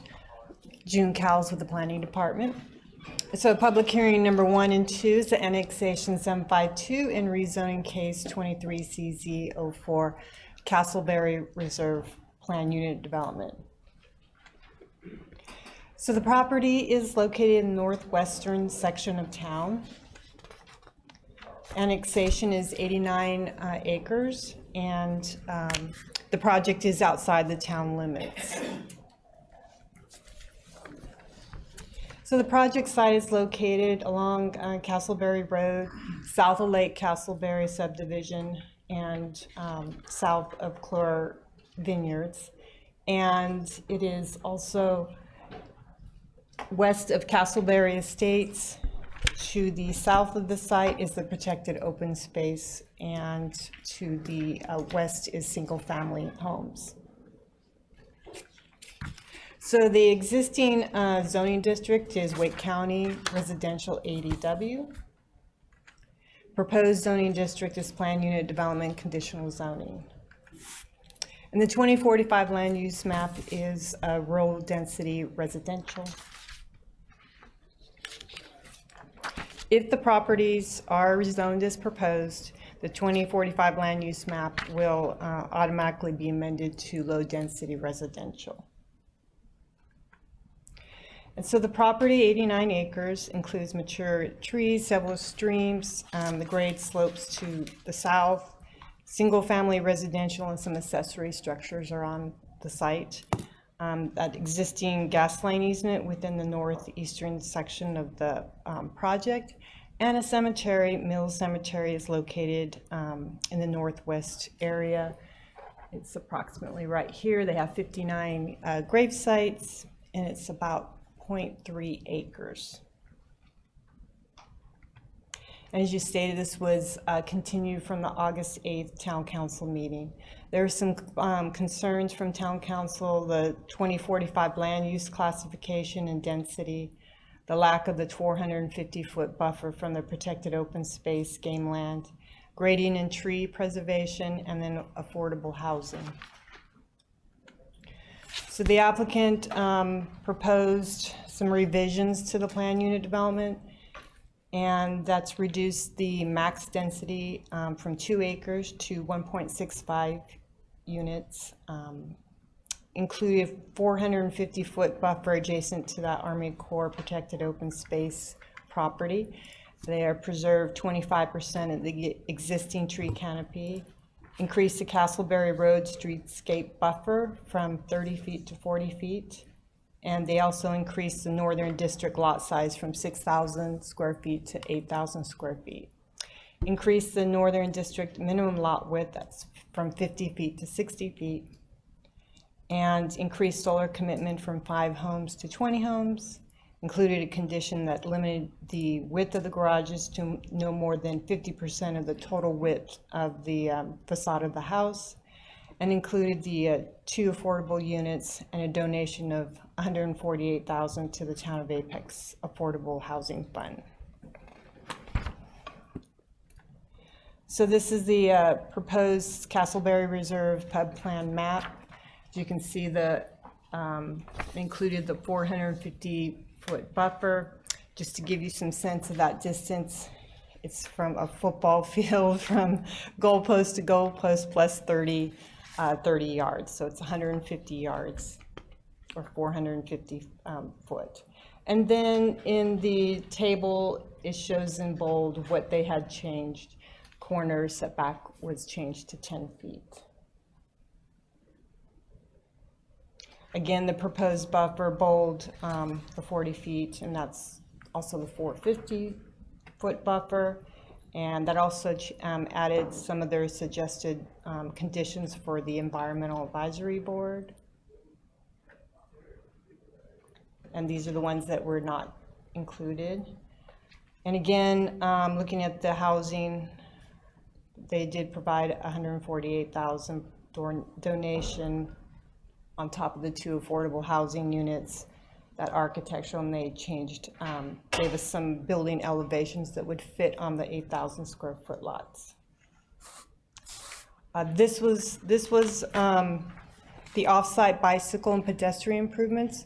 They were on the original PUD, but I wanted to discuss the extension of that sidewalk along Wimberley Road, upgrade the existing crossing with that high visibility crosswalk markings and signs, and then install the push-button rapid flashing crosswalk beacon system for the American Tobacco Trail. And the other item they also presented that night was to install the 5-foot wide sidewalk across Lake Castleberry entry, so across from Lake Castleberry subdivision. Again, the surrounding neighborhoods, Lake Castleberry, Castleberry Estates, and Weddington. And then we compared that to their minimum lot size, density, setbacks, and that distance from the protected open space. So at the July 10th Planning Board meeting, as a reminder, the Planning Board recommended approval. That was a 5-3 vote, with the condition that Castleberry Road cross-section maintain a rural nature and to be worked out with staff. So the proposed PUD plan includes a condition for that rural cross-section, which means no curb and gutter, but they did not include that fee in lieu. And so staff is recommending approval. While not consistent with the current rural density residential classification on the 2045 land use map, staff is able to support the rezoning for the following reasons: reduction of the density, that is more consistent with Lake Castleberry subdivision to the north, increased buffer along that protected open space, 450 feet, increased lot size, lot width, corner side setback, and the buffer along Castleberry Road, and that additional architectural condition. and also increased commitment to the affordable housing and provision of solar panels, addition of condition to protect 25% of existing tree canopy, and also those commitments for off-site pedestrian improvements along Castleberry Road and Wimberley Road.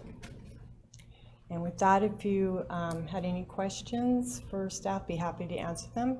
And also the applicant has a small presentation as well. Okay, thank you, Ms. Collins. Any questions? All right, thank you, Mr. Carpenter.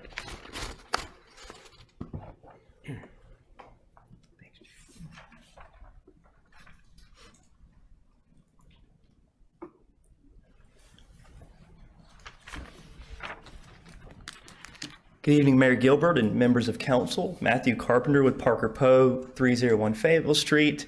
Also with me tonight is Jeff Roach, our civil engineer. And as June mentioned, this case was before you August 8th. And at that meeting, the case was continued to allow us more time to work through some of these issues and some of the feedback we received at the last meeting that was really helpful. And so I just kind of wanted to take this moment to thank staff and council for the feedback and the additional time. I think it was well spent since we've added 9 different conditions that I think, pretty narrowly target the issues that were raised at the last meeting. And so I won't go through all of those because June did a great job. But I will call out a couple that I think are some of the biggest commitments. So the obvious one is the 450-foot buffer at the south side of the property. And I know there was a lot of discussion about precedent at the last meeting and how we were treating the Army Corps property, the protected open space. And so I think with these changes that we've made, we're setting a really positive precedent here that other cases will look to that bring in rezonings or development plans adjacent to core property, specifically this area of the core property in kind of the northern area of town. And we also lowered our density. And so we came down a good bit from 2 to 1.65 units an acre, which really brings the project more in line with some of these existing neighborhoods in the surrounding area. Another issue we heard a lot about was the rural character along Castleberry Road. And so we widened the buffer there. So hopefully we'll keep more of those trees as you drive down the street. And it'll look the same even though there's a new neighborhood. And so we also added a condition that 25% of the existing tree canopy will be preserved. And so that's one that I haven't seen in a lot of cases. And I think that's also a good precedent given the project's location. And a lot of those larger hardwood trees are actually in the 450-foot buffer area. So I think that'll be a great use of that area. And we've also added language that it could be used potentially for some unpaved trails and some kind of low intensity recreational uses. So and then this chart just shows on the left the different concerns we heard at the last council meeting and then what we've done to respond. And I won't read them all, but we feel like we've addressed every single thing that was raised at the last meeting, and then some more, because we really wanted to make sure that we were addressing everything that you all raised at the last meeting. And then something that I don't think should get lost is the case still includes all the benefits that we talked about at the last meeting. So we've got the updates here shown in red, and then on the left, the peak plan policy that each condition goes to. And so in addition to the changes we made tonight with the affordable housing donation, the tree coverage, we also have the 2 off-site pedestrian connections, the connection to Lake Castleberry and the connection to the American Tobacco Trail along Wimberley Road. And so, altogether, I think the case has now become a case that is going to add a lot of amenities in the area while also being respectful of the existing natural area. And so we appreciate your time and respectfully ask for approval, and happy to answer any questions. Thank you, Mr. Carpenter. Any questions for? Yeah, Mr. Carpenter. I think a lot of these updates address some of what was discussed in the last meeting.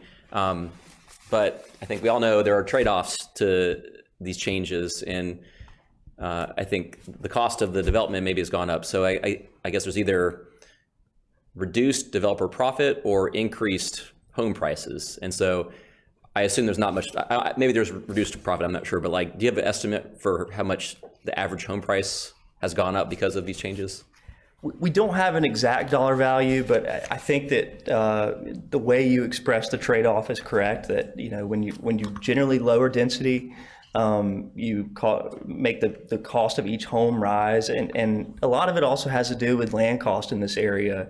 They're so expensive, and those are often fixed, based on what the seller thinks the land's worth, regardless of how many units. So. Those are all policy considerations, and I think that's a valid one to consider, is the trade-off of lowering density in these cases and how that affects pricing. So, do you have an estimate of the average sales price of the homes? Do you have a target? We don't know. We looked at some of the neighborhoods surrounding, and like Castleberry Estates, for example, and those are well over $1.4 million, and I think their density is right around 1 unit an acre. So the goal was to stay below that. Obviously, we don't know exactly what the prices are going to be, because we have to, after this, we'll go forward to the master subdivision phase, and then it'll be a year, at least maybe 2 years before any houses are built. So a lot of it is driven by the market too. I had a question about the second one. The 450 buffer. I think that was an appropriate recommendation from the EAB. I'm glad you guys included it, but. If you extend that to the surrounding properties, it eats up a lot of their the developable land if it's the same thing. So, what's been the outreach? Because I assume they would hate this, because it kind of like the one to the east there. It looks like the developable land maybe is a third of what's left.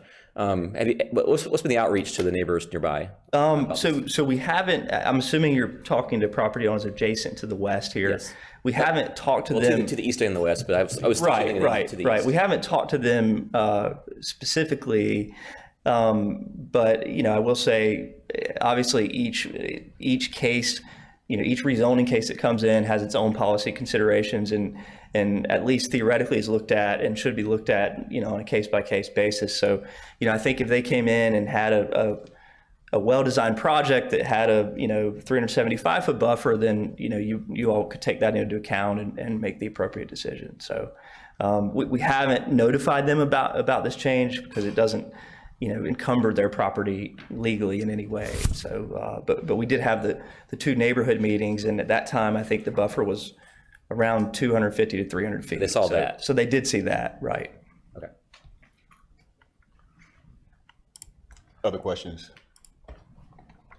All right. Thank you. Mr. Roach, you good? Okay. All right. With that, the public hearing is already open, so we'll close it now. No speakers, and go into a discussion. Well, I'll ask for my council members' indulgence as I explain a little bit and walk through a couple of thoughts, because I think it's not only germane to this, but to a lot of these things that we get. And I know that when we start looking at these sort of applications, the balancing point is a difficult one, because I like the idea of maintaining as many rural properties as possible.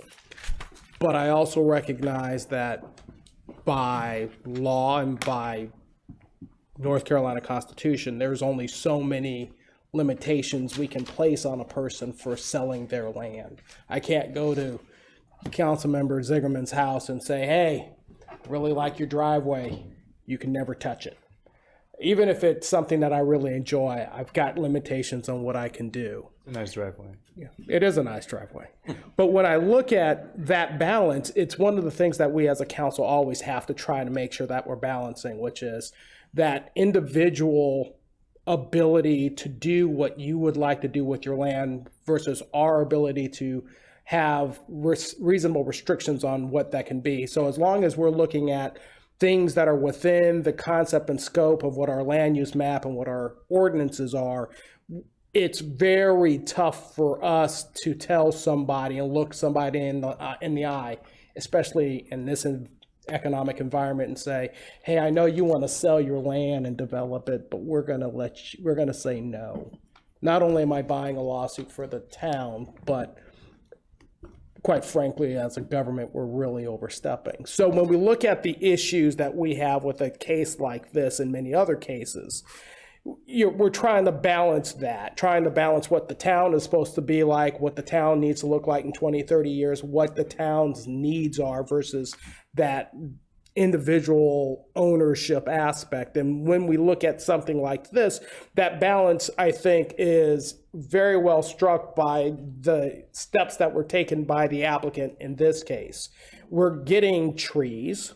We asked for more tree canopy. We're getting more tree canopy.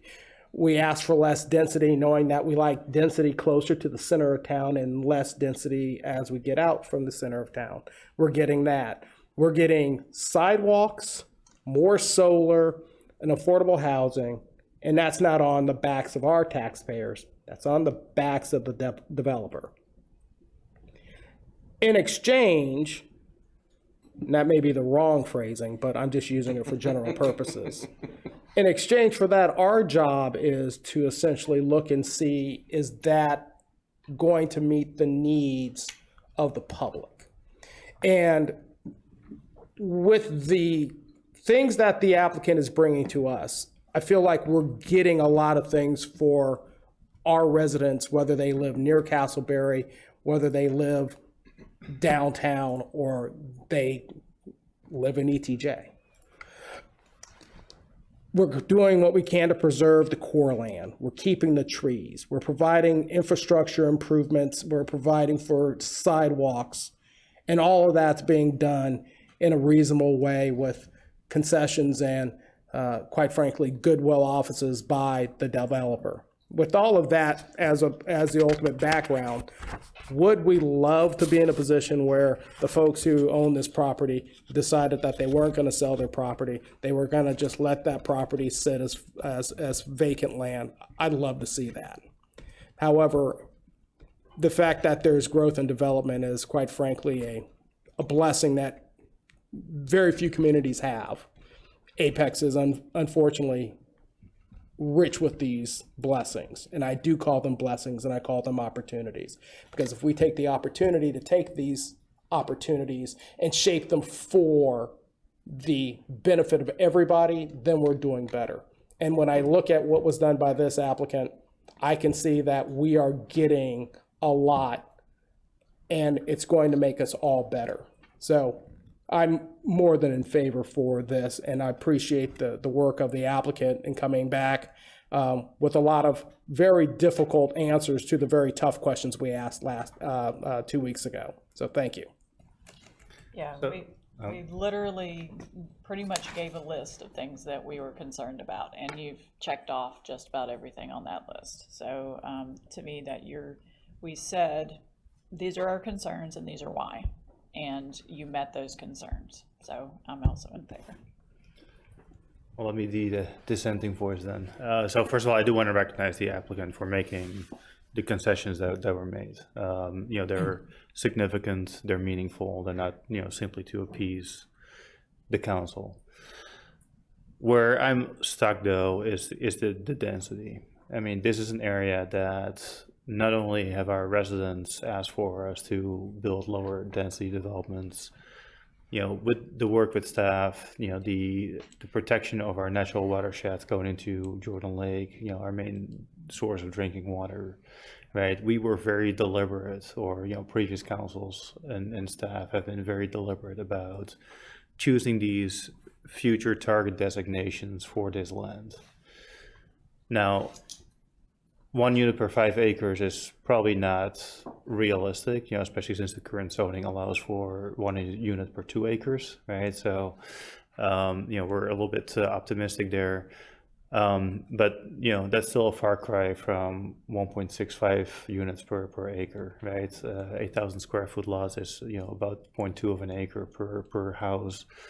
Presumably, fairly sizable units.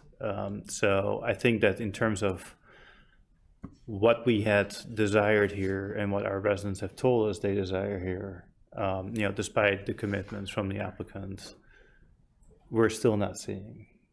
And so, again, like I think I mentioned it last time, I think the process of gathering feedback from our residents, coupled with the expertise and analysis of our staff, these maps are generated with purpose. And, for us to,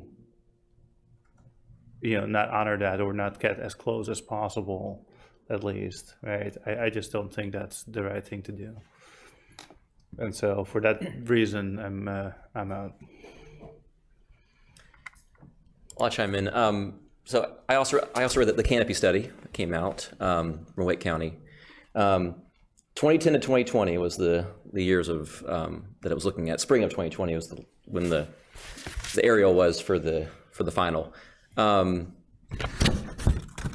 think when I was a little frustrated by the headline because I don't think a single development that any of us have approved have been built yet. Maybe the very first ones when you were around there, but maybe not. I mean, it takes several years to go from a rezoning to something getting built. So I suspect that it's entirely a legacy of people before us, which they have a lot of development that occurred between 2010 and 2020 was, executive housing, which I would consider this to be the case as well.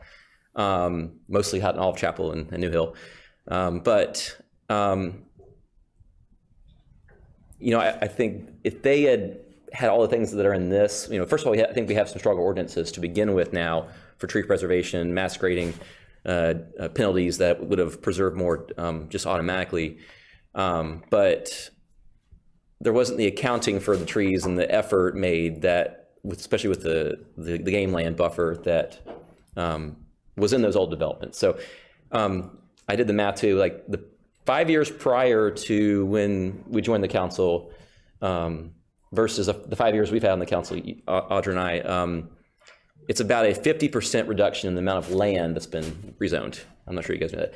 80% of the people, units, but 50% of the land. So the hit that we've had to the canopy that I assume we'll see in the 2030 version of that report will be, it'll probably still be loss of forest, we see all around, but it's not going to be the same kind of first in Wake County that we had in that report. So anyway, with the land use map, I think I said this last time we had a rezoning on this kind of land use was, I think there needs to be a compelling reason to not go the 1 per 5 acres. So that was aspirational more than optimistic, I think, to try to achieve that. So what I'm seeing is a lot of features that, although the price probably has gone up with this revised plan, I'm seeing a lot of features that make it compelling to vote for it and to change that land use map.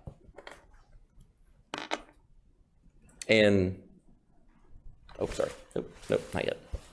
I'll make a motion to approve. I'll second. Oh yeah, we had the public hearing, didn't we? That is a motion for both the for the annexation rezoning. and rezoning. Okay, all right, we got a motion and a second. Any further discussion? I just want to thank the applicant, Mr. Carpenter. Thank you very much for coming, meeting with our staff and, making these things happen. It's really, really good to see us working together. I really wasn't optimistic in the last meeting that we would get here, but we are, so this is truly incredible. So thank you for doing that. So all in favor, say aye. Aye. Oppose? No. All right, so motion passes 3-1.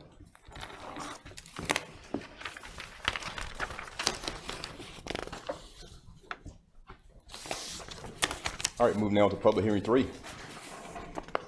Application 761.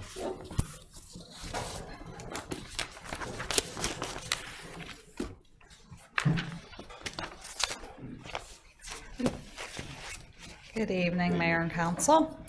So this is annexation number 761. It's the KLX Senior Living of Apex. It was known as the Cobra PUD when it came back through here. It's 7.259 acres. It's in kind of the northern portion of our jurisdiction. It does include the right-of-way between Reams Grove and KLX. You can see it was zone PUD. They do need to be annexed in order to get their construction plan signed. We recommend approval. Happy to answer any questions. All right, any questions? All right, hearing none. All right, we'll go ahead and open up public hearing for this item. And first speaker tonight is Frederick Faison.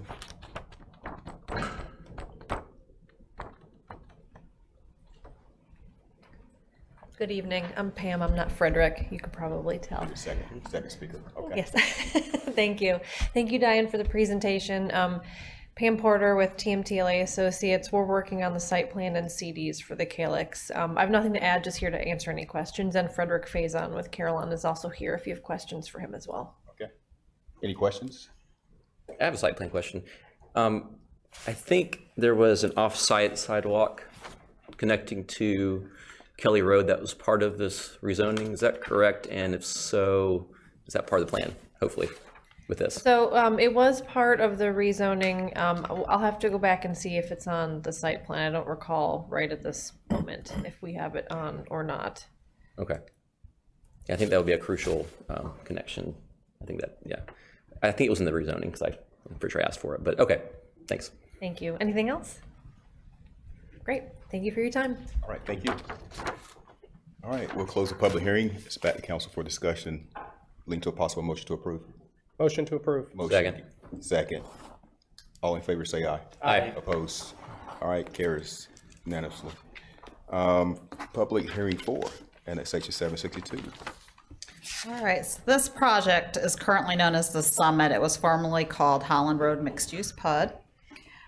It is located, in the Friendship area right down the street from Apex Friendship Campus. You can see it's at the corner of Old US 1 and Hume Olive Road, and it was zoned planned unit development. They also need to get annexation in order to have their construction plans approved. We do recommend approval. Happy to answer any questions. Questions? All right, none. We'll open up public hearing for comment. No one has signed up to speak. We'll close it. Is there a motion to approve? Motion to approve. Motion to approve. Gant. Second. Second, Mayor Pro Tem. All in favor say aye. Aye. Opposed? Passed unanimously. We'll move now to public hearing 5. Thoroughfare and Collector Street Plan Amendment, East William Street and Future Jesse Drive. Ms. Shannon Combs.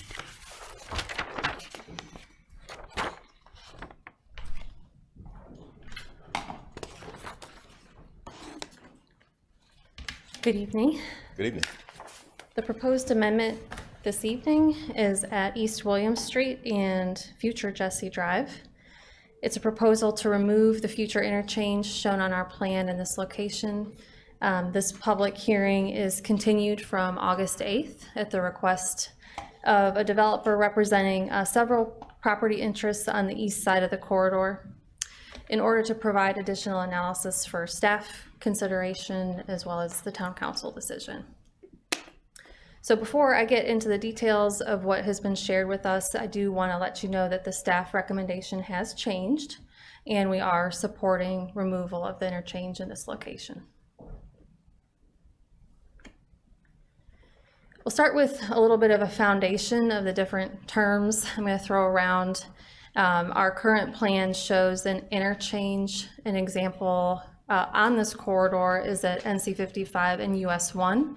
This is where the main corridor has more free-flowing traffic and movements between the roadways are through ramps. We do distinguish between an interchange and a grade separation on our plan. A grade separation was recommended here in the Southwest area study. This is where the minor roadway would be separated via a bridge from the main road, and movements between the two would be provided by the surrounding street network. So a local example would be Creekside Landing Drive at US 64. And then for the two at-grade intersection types studied, what we've talked a lot about is a reduced conflict intersection. We're all familiar with these in Holly Springs on 55 bypass and what will be built at Technology Drive. This is where the movements on Jesse Drive would be restricted so that you could only make right turns, and anyone desiring to go straight or left would have to do that by making a U-turn. And then the new concept presented to us is called a through cut. My understanding is that this is implemented more widely in Virginia. This is similar to an RCI, but Jesse Drive movements would be able to turn right or left and just not be able to go straight across. NCDOT did provide some information that they've implemented this in 2 locations in North Carolina, They have seen positive safety benefits and are generally supportive of the concept and would like to see more of this intersection type.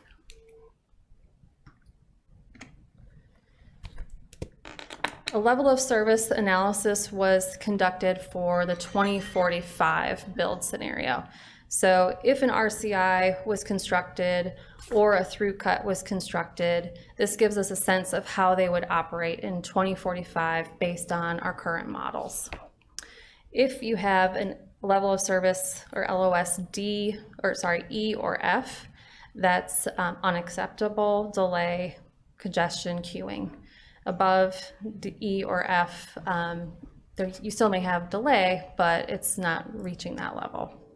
So you can see by comparison, the RCI overall performed worse at every intersection studied compared to the through cut. For those locations with an asterisk, at least one approach at that location operated at a level of service E or F in the build year. And that is why staff have been concerned about recommending removal of the interchange. If an RCI was the option, it doesn't look like it would work by our build out year. I do want to note though that these are concepts based on models, and a lot of coordination and design work would have to occur, before we knew how we'd proceed. I also want to provide a little bit of a qualitative comparison of the interchange, grade separation, and at-grade intersection. And this is based on staff discussion, not in-depth research. In terms of cost, an interchange is going to be worse. It's the most expensive thing to build. If you're talking about direct access to adjacent land uses, which is one of the reasons for this request, an interchange is also the worst. I think that's also a factor when we're thinking about transit access and having transit in these areas. If it's difficult to get between our different land uses, that also makes it difficult for a bus. Traffic flow along NC 55 is the best with an interchange. And if you're talking about an express bus going down 55, it's also best for that. At-grade intersection would be the worst in this case. So we definitely have more congestion. Traffic flow between Jesse Drive and 55, best with an interchange, average with an at-grade intersection. And then traffic flow, if you're on Jesse Drive and you just want to stay on Jesse Drive, your grade separation is the best. And then finally, thinking about cyclists and pedestrians, an interchange, we believe, is the worst for bikes and peds on 55. That's when you have fast-moving traffic, you have fast-moving intersections, often free flow. But bike-ped conflicts along Jesse Drive would be worst with an at-grade intersection. And that's because they're crossing very wide intersections. That's why we recommended and you approved the grade separation closer to Technology Drive. So a lot of pros and cons to consider, but given that we're optimistic about the operations of the at-grade alternative provided, given the costs that we're seeing with interchanges and the funding situation that we have in the region, we think it's very unlikely that we would have an interchange built here by our 2045 plan year. And for that reason, we are recommending supporting the removal. The planning board did not have the benefit of this updated analysis. Their vote was on July 10th. They supported the staff recommendation at the time to keep the interchange, voted 6 in favor and 2 against. And I'm happy to answer any questions or get help from my friends. So if we remove this, and by the time that 2045 comes around and there's a different interchange or intersection design available, would that be a viable alternative, or are we basically locked into whatever we decide right now? So we don't have a development right now to look at in front of us, so it's a little bit difficult to say how this land may develop and restrict the footprint, let's say, of a roadway in the future. I do think that it will be very important, and we discussed that with the previous amendments, that we look for connectivity with any project that comes forward along East Williams. We need to have connectivity between uses, and may want to consider showing additional connectivity on our long-range plan. So the backdrop to that question is, I know that NCDOT is not ready for us today, but I've kind of been trying to educate some folks on the concept of turbo roundabouts. They're kind of analyzing that information right now. It's not one of the concepts that you just showed us, right? But if that were to be determined a viable option in the future, would that be an alternative to this for this location? So if this project were funded and moved forward, there would be a detailed study of looking at all alternatives that could work and assessing whether they would function here. My initial understanding in talking about possible alternatives is that the traffic is just far too great for a roundabout style, but there could be an alternative studied looking at that if possible. And who bears the cost for this intersection? If we need it, if that land to the east of 55 develops, is the developer responsible for building this intersection at this point as part of that development, or is this the DOT that needs to fund this? So there's no DOT project to fund this at this time, and there's no town project to fund it at this time. Yeah, so I understand that. So if a development moved forward, they would have to go through the regular zoning or traffic impact analysis process to determine to what level they would have to build this connection. Okay, thank you. Sure. So with the through cut, which I wasn't aware of till a few weeks ago, it seemed like the very, very major con is the going across Jesse, right? So have you guys thought about like how cars might move in the future? Because obviously going across Jesse, if people are trying it from 1010 into Viridia, that would be a logical place they would go over. But if I'm just trying to imagine in my head what it might look like. A lot of people probably are going to be on 55 and trying to go in and out of Viridia or to the Jesse to 1010. I'm trying to imagine how we think about Jesse in that way before it's built, and like understanding how it's going to act. Is it going to be a cut through to 55, or is it going to be a thing that's meant to be an east-west kind of connector more officially? Yeah, and I'll let, if they'd like to, I don't know if Kevin's here. Yes, hey Kevin. To perform the analysis, he might provide more details about traffic flow and what the model says. I do think that we're losing that direct Jesse Drive connection if we take an interchange or grade separation off of our plan. But I'm also trying to be realistic about the funding situation as far as where the recommendation came from. And right now, it's not there as far as building that type of connection. I believe our transit plan has a bus that's kind of going that very way, right? It does. Yeah. I guess we'll change that if we approve this. So yeah, that direct, so we do show a transit route along Jesse Drive. We don't necessarily know yet how that route would operate, whether that would be a direct across 55 or if that was multiple routes. We also show a transit route along 55. That would be more of an express route. So that's where that, fast traffic on 55 is better.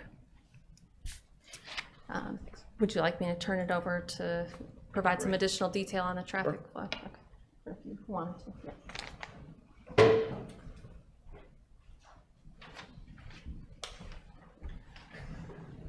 Good evening, Kevin Dean, Kinley Horn, 300 South Main Street in Holly Springs. Good to see y'all. It's a great point. You lose the direct connection across Jesse Drive, across 55 from Jesse Drive. One of the benefits for folks who are looking to get into Viridia and then ultimately out towards Viridia Parkway, Old Holly Springs, is the additional connectivity provided through Viridia. So there's additional access points south of Jesse Drive that can get folks over there. So I think there will be some opportunities to get into Veridia and to points west of 55 with the additional connectivity through the Veridia project.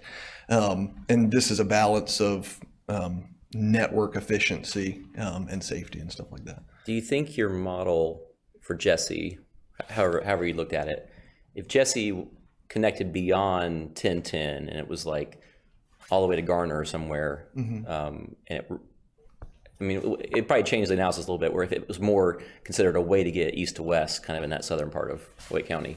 It could very well, like when the model changes, the demand on all the links change. But I think with the completion of 540, that's going to open up some opportunities for folks who want to make that big east-west movement off of some of the smaller, more local roads. And so I think there's other opportunities to make those movements.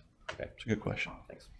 Regarding bike and pedestrian, other than the proposed bridge that we added because DOT was not included in their plan, further to the south, is there any other way for bike and pedestrian traffic to get out of Veridia and cross 55 as far as the current planning looks?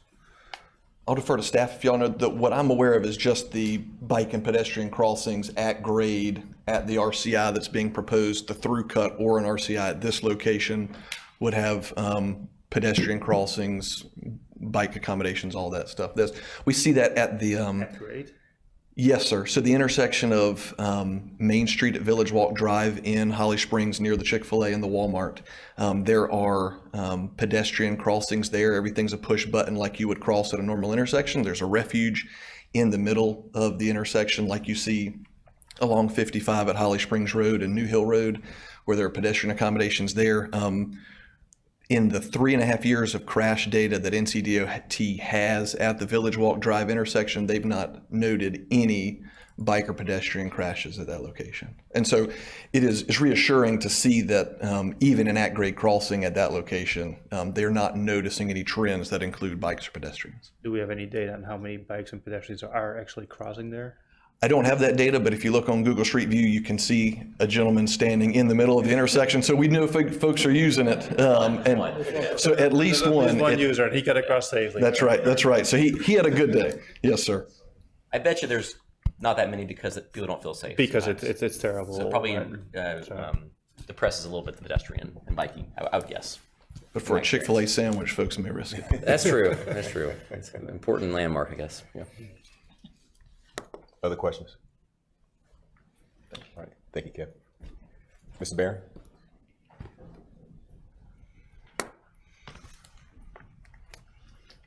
Good evening, Mayor, members of the council. Jason Barron with Morningstar Law Group here on behalf of ALA Commercial. They're the folks who own the property on the east side of 55. Just wanted to express our appreciation for the willingness of the council to allow us to go through this process. Appreciate the coordination with the town, the transportation department, kind of reviewing the analysis that's been performed by Kimley Horn, and we believe the results demonstrate that there is a viable option at grade, and that's ultimately our request, is to allow some sort of at grade option. Don't know exactly what that design is. The through cut is the current thinking, but I don't think my client is adverse really to any at grade option that would work.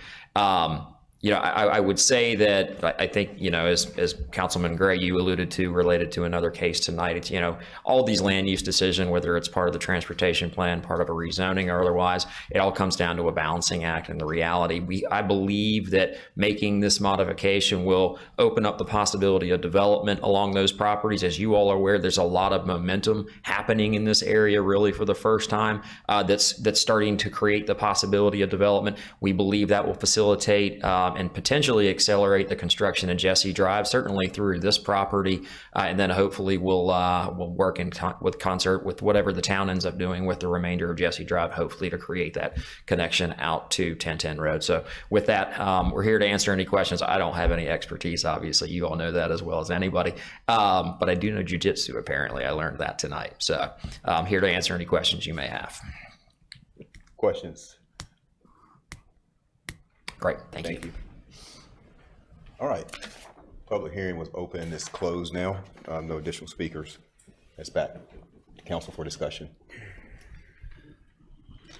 I got two things I'm kind of stuck on right now. So we don't know what's going to develop to the east of 55 there, right? It's all conjecture at this point.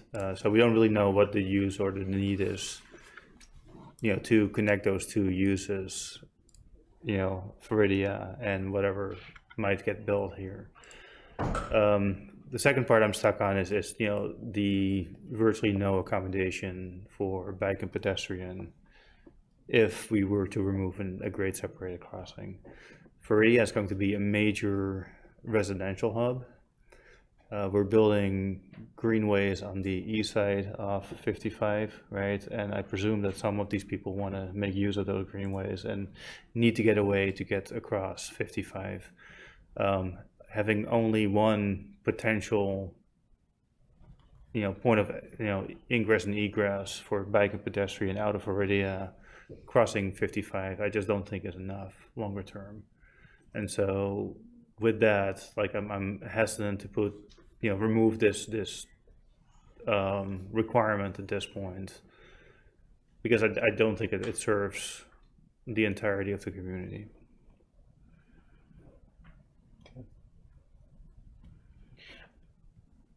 So here's kind of my thought process on this, because as I'm sitting there trying to balance this out, and it is my understanding is that what the current cost of the intersection, there's not really a perfect solution. But the staff's recommendation, as we start to look at that in terms of cost, in terms of safety, the disadvantage, and this is why I appreciate the response from the applicant on the issue of the pedestrian crossing, because I think that's an important component. And funny you should say use the Google Street View, because that's exactly what I did. And yeah, I do see the guy. Well, and that's important for me, because that to me is kind of like, that's the unsaid data point, which is we want to maintain and ensure that there's some form of connectivity. And I do think that we are looking at a pedestrian issue when we start to go with that at grade. But knowing that somebody is willing to do that, and I think we make the assumption that it's, people won't do it because it's dangerous or for any other reasons that are out there. I feel pretty good about our plans with regard to Technology Drive, where we can build in additional overpasses or additional pedestrian ways to get across. I feel comfortable that this is a good solution for a project that is literally 2045 at best, 2050, 2055 more likely. And in terms of trying to come up with what's going to be a best solution for something that's far out, the staff recommendation and this proposal to me, I think, gives us enough flexibility to kind of move there. I understand Councilmember Zegerman's desire with regard to the roundabout and that sort of stuff, and I agree. I like roundabouts. I think those are very inventive things, especially as as a person who's driving. But then I always think about the roundabout in front of the bell tower in front of NC State.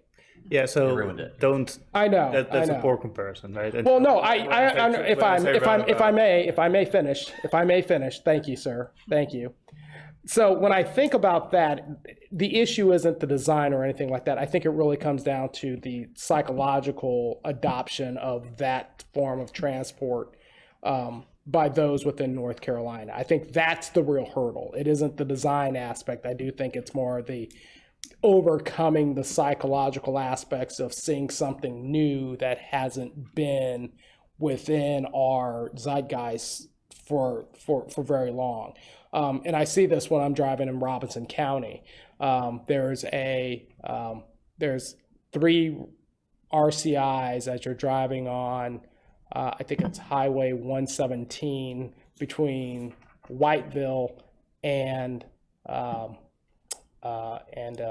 Lumberton, which when you're thinking about that, you're like, why is this here?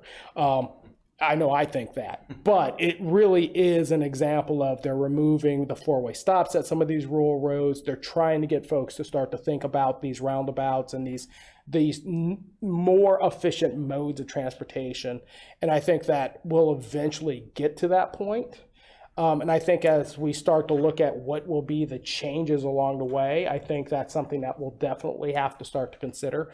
But I would say for what we have now, this seems to be a reasonable solution, cost effective and manageable in order for us to meet the needs that we can anticipate right now and it to 2040, 2045, realistically 2055. That's my opinion on it. So where do you get the timeline though? Because the landowner is trying to market that property today, right? So if this would come up for a rezoning, this year, next year, 2 years from now, right? This interchange or this intersection will need to be part of that requirement. So I'm not there with a 20 to 30 year timeline before this will ever get built. I'm just noting that that's the timeline that's noted on the slides where it says 2045 build scenario.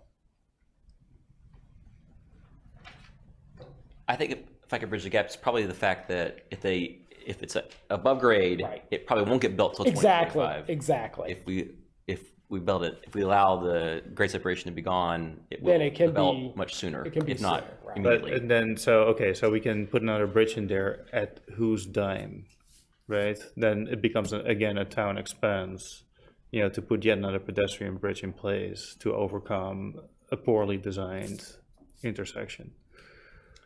Or a road intersection on town's dime as well, which would be more expensive than a pedestrian. I just provide a point of clarification. It's possible that we keep an interchange or grade separation on our plan, but that intersection is first developed at grade. That's probably the most likely scenario, where it would be built, constructed as an at-grade intersection, and then in the future, upgraded and improved. By who? Probably with public funds. That's what I'm saying. But you likely would greatly increase the cost because it would likely be using land that's been turned into buildings versus trees. Right, you wouldn't have planned on the right-of-way needed for that type of intersection. Other discussion? My thought on this is that I'm all for whatever we can do to facilitate the building of Jesse Drive and the facilitating of the connectivity along this area, because we need alternatives to get through this area and away from all these major corridors. And this would help that happen. We don't have the answer today, and we're not looking for the exact answer today on what that exchange is going to look like in this particular area. I think what they're asking for is flexibility in design. So that's kind of what I'm looking at when I'm looking at these recommendations. And honestly, I think some of these ideas of whether it's a RCI or a through cut, I think they're viable alternatives, especially when we're seeing potential 2045 level of service being an A and a C. That's pretty darn good. So I would say, I'm in favor of this. And, we already know that NCDOT does not take into account pedestrians very much when they're doing their plans. So we as a town have to compensate for that. So I would, consider something like a bike pedestrian bridge over this particular area if we are super concerned about the amount of people going across this area. So it's just my thoughts. So if we're talking about flexibility, why not leave a grade separated crossing here and then negotiate down if something comes in front of us for rezoning and we have a better sense of traffic impact and all of that, right? And at that point, make a concession rather than doing that proactively without knowing what it is that would ultimately develop on the east side of 55 there. Like, I'd rather negotiate from a high point down than from an at-grade intersection up, right? And make it more difficult at that point in time. I hear what you're saying. But I feel like this is the high point negotiation because we've got the additional flexibility that's there. And we already know DOT doesn't have this on their plans. No, and therefore it becomes a town problem down the road, right? And that's what I'm a little cagey about. Yeah, no, I see what you're saying. And that's why I view this as the high point negotiation, because if we say go to a developer and say, we need you to now front this, what is going to be the most cost-effective mechanism for them to use? And I feel like this gives that flexibility to make that argument, or at least make that conversation take place. I'm in favor. I think it would stifle that conversation because it would never happen. Because they were like, there's no way we're going to try to build a bridge. So we're not going to try. It's my opinion. And that I think it's been rezoned anyway. So it's like it's already happened. Is my understanding. Okay, but there's nothing proposed there. We don't know what the traffic impact. I agree with Mayor Pro Tem here that we need a Jesse Drive, right? I fully agree with that. I just, I'm a little bit hesitant taking something off of our transportation plan for something that might or may not, develop. And so, let's see what develops first, and then, we'll have another conversation. Not do that at this point in time. That's where I'm at. So anyway, I think we know how this is going to land. So why don't we make a motion? Is there a motion? Motion. All right, we have a motion. And I'll second that approval. We have a second. Can I make one quick point of discussion before we vote? You mentioned extending Jesse Drive as a desirability thing. I also would argue that development in this corridor is a desirable thing, because right now those neighborhoods down there feel isolated, and they are isolated, and they feel like the town ignores them, as I've heard that from people.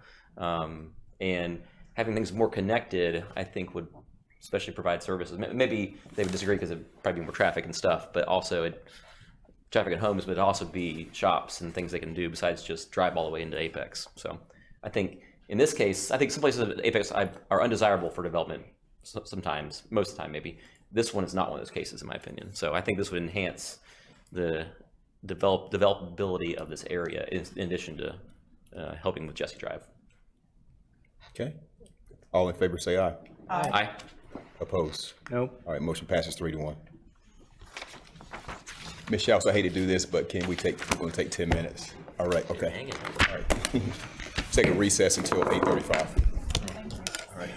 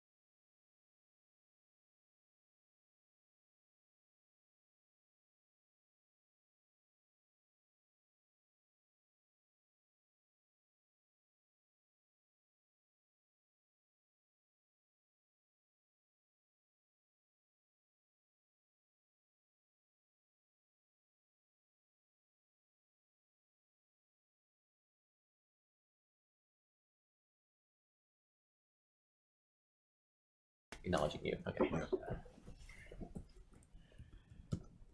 Okay. All right, we're back in session. We'll call the new business item Western Big Branch Area Plan Update. Ms. Jenna Schaus.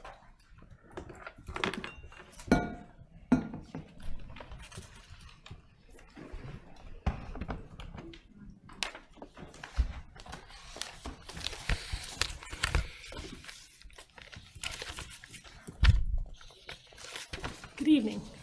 Good evening.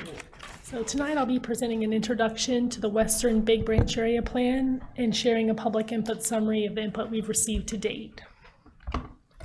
So the study area for the Western Big Branch Area Plan is shown here in yellow, and it's bounded on the east by NC 540, on the north by Old US 1 and the railroad tracks, on the west, just west of New Hill Holloman Road, and on the south by US 1. Some considerations that prompted this plan is that substantial development has occurred around the study area. Property owners and residents have requested involvement in future planning in this area and the upcoming Big Branch Pump Station and Force Main project. The outcome of this small area plan is that it will inform potential revisions to the 2045 land use map as well as the 2045 transportation plan. So this slide shows the planning process and schedule. Currently, we're in the first task, the gather data and community input. Our next step will be to develop the draft plan, and then we'll be presenting that plan to the community and revising it based on the input that we receive, and then bringing it back to town council. And the anticipated timeline for that is next spring to bring it back. Last month, or in August, we held 2 open houses for the Western Big Branch Area Plan. The first one was held on August 9th at Apex Friendship High School, and there were 106 attendees.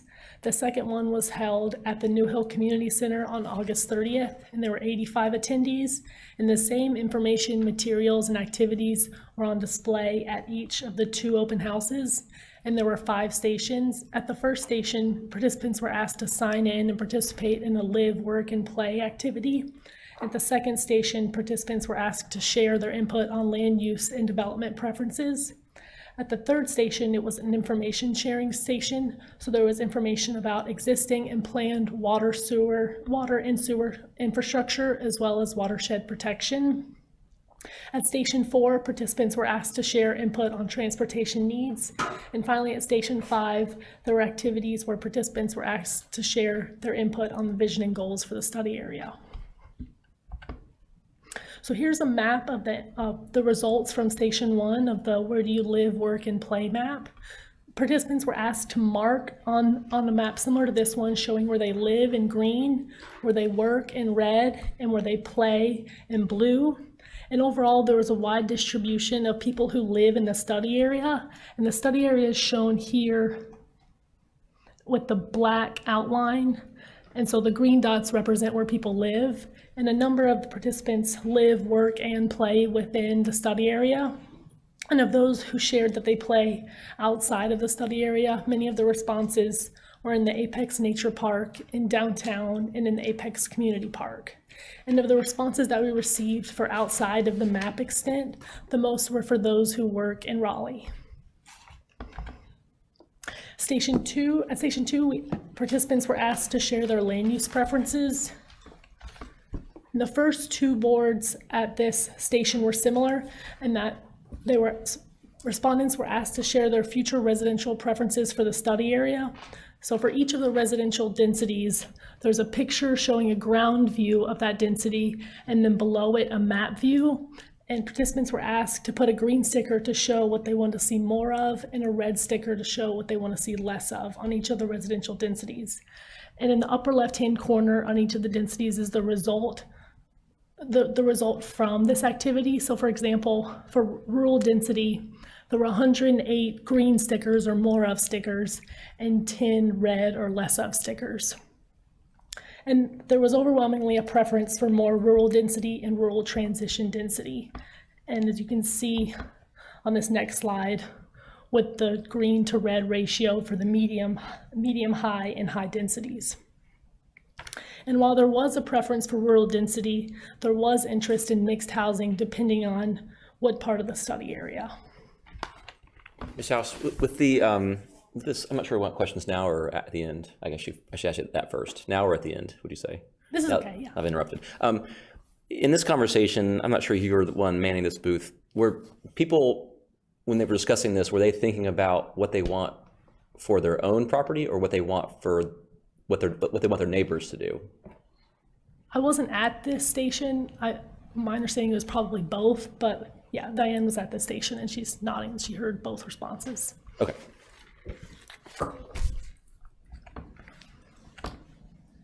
And then the final board at this activity asked participants to share their future non-residential and mixed-use preferences for the study area, and again, using green stickers to show what they want more of, and red stickers to show what they want less of.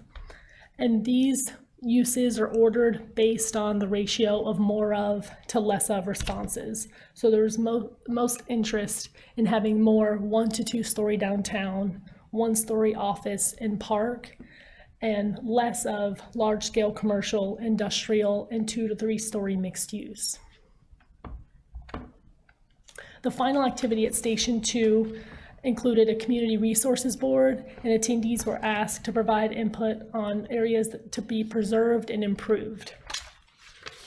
And first, I'd like to note that there were many transportation comments provided on this board, but those comments will be displayed on a later slide in the transportation needs section.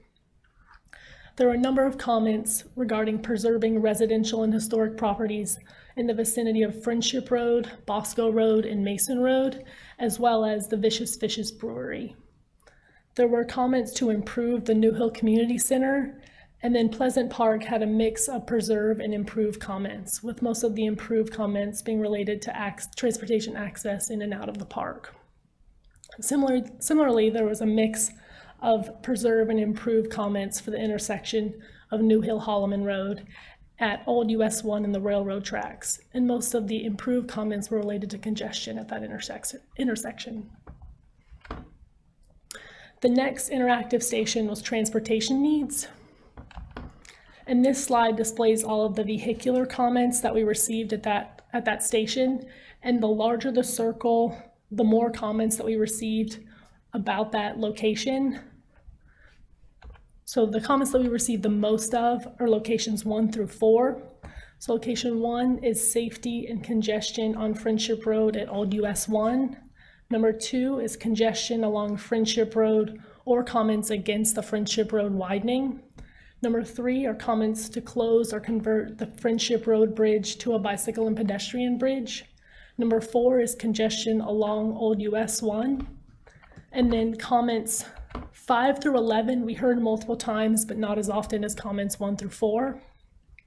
Comment 5 is congestion along New Hill Holloman Road at US 1. Number 6 is congestion and safety concerns at the intersection of New Hill Holloman Road at Friendship Road. Number 7 were comments both for and against the Richardson Road extension. Number 8 is congestion and safety concerns at the intersection of Evans Road and Hume Olive Road. Number 9 were comments against new connections to Pleasant Plains Road. Number 10, congestion and safety on Pleasant Plains Road at Old US 1. And 11, comments for or against Pleasant Plains extension. And then comments 12 through 22, we heard maybe once or twice at the open houses. Comment 12 was congestion along New Hill Olive Chapel Road.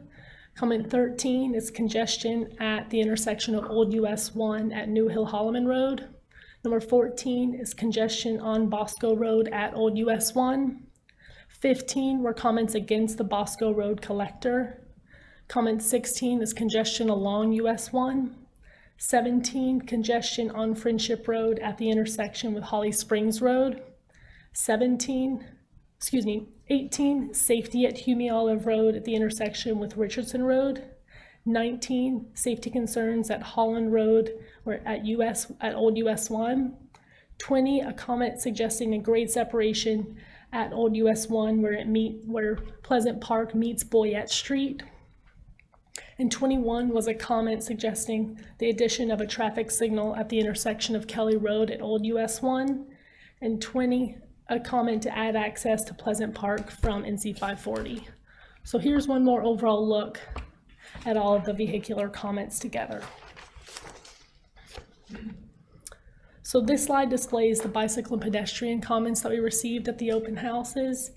The first two comments, again, the larger the circle, the more often we receive that comment. Numbers 1 and 2 are related to cycling safety and opportunities at Old US 1 and Friendship Road. And then comments 3 and 4, again, we heard multiple times, but not quite as much as comments 1 and 2. And comment 3 is cycling safety and opportunities along New Hill Olive Chapel Road. And number 4, similarly for New Hill Holloman Road. Comments 5 through 8, we heard once or twice at the open houses. And comment 5 was to add bicycle and pedestrian connections to Apex Greenways and the American Tobacco Trail. Comment 6 is pedestrian crossings of New Hill Olive Chapel Road at Horton Ridge Boulevard. And comment 7 is to add sidewalks to New Hill from New Hill to Apex. And comment 8 isn't on the study area because it applies to the entire study area. And the comment was to add additional and connected bicycle paths and sidewalks. So here's another quick look at all the overall bicycle and pedestrian comments together. Finally, Station 5, Vision and Goals. The first activity at this station included a graffiti board laid out on the table where participants were asked to write one word or a short phrase describing what they love about the study area, what the study area needs less of, and what the study area needs more of. And some highlights from the love section were rural farms, trees, and wildlife. Some highlights from the less section are housing density, traffic, and development. And some key points from the more section are bicycle facilities, traffic control, mixed housing, and public transit. And the final activity at the open houses was the thought wall. And at this activity, participants were given 4 sheets and asked to write one hope, opportunity, or challenge on those sheets, and then to save their 5th one for their most important thought. And then they were asked to take those 5 thoughts and put them on the thought wall under the most relevant planning theme. And the 5 planning themes are future land use, transportation, quality of life, environment, and history. And the comments that were someone's most important thought are displayed in white text, and the other thoughts are in black text. And some highlights from the future land use planning theme are to preserve and provide more rural land and open space, as well as to slow and stop development. Some key points from the transportation theme are to provide roadway maintenance, particularly along Friendship Road, and to address traffic issues and increase roadway capacity. Some key points from the quality of life theme were to maintain and enhance the rural character and privacy in the study area, and to provide more affordable housing and mixed housing options. Under the environment theme, there were comments to stop clear cutting and maintain trees, as well as to protect water resources. Some key points from the history theme were to maintain the historic feel, historic homes and farms in the study area, and to replace the Friendship community signs and provide additional signs and markers. Our immediate next steps in the process after the open house is to post and share this graphic summary online, and to prepare and post and share frequently asked questions and responses. And we're starting to schedule meetings with regional and state partners to share the feedback that we received at the 2 open houses. Thank you all, and I'm here to answer any questions, or if you want to take a closer look at anything, just let me know. All right, Ms. Schaus, thank you so much for the wonderful presentation. Any questions? No particular questions. Thank you. Thank you for this. You know, just a comment in general, although there are some, you know, there's definitely themes that jump out at me. There's a lot of contradictory information in one comment saying, you know, a certain thing that completely contradicts another. So, you know, that's the challenge of putting together open houses and getting feedback, is we're going to get people with different ideas about what to do. So, but I appreciate the opportunity for the community to provide input for this area, because we are, you know, we hear over and over again, we want to give input, we want you to listen to us. So this provides opportunities now and in the future for that to happen. So, thank you. I do have one question. Is there an opportunity to have essentially kind of like the same kind of input forms, but in a virtual format for those who maybe weren't able to make it? Is that something that was an option?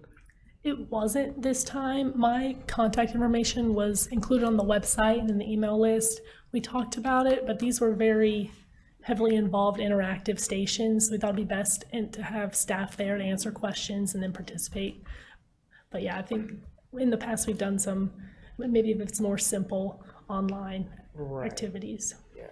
Because my concern is making sure that we are capturing maybe a silent majority that may be there, that whose ideas and views may not have been heard or may not have been reflected within this, just to make sure that we've got a simple kind of sample set. Because as you said in the second slide, we could see where the concentration of folks who are participating in the open houses, where they were from. But it seems as though, even though this is certainly going to be of impact for that area within the research area, it does seem as though maybe a wider view from those who live from other parts of the community might be something that we also want to make sure that we're assessing as well.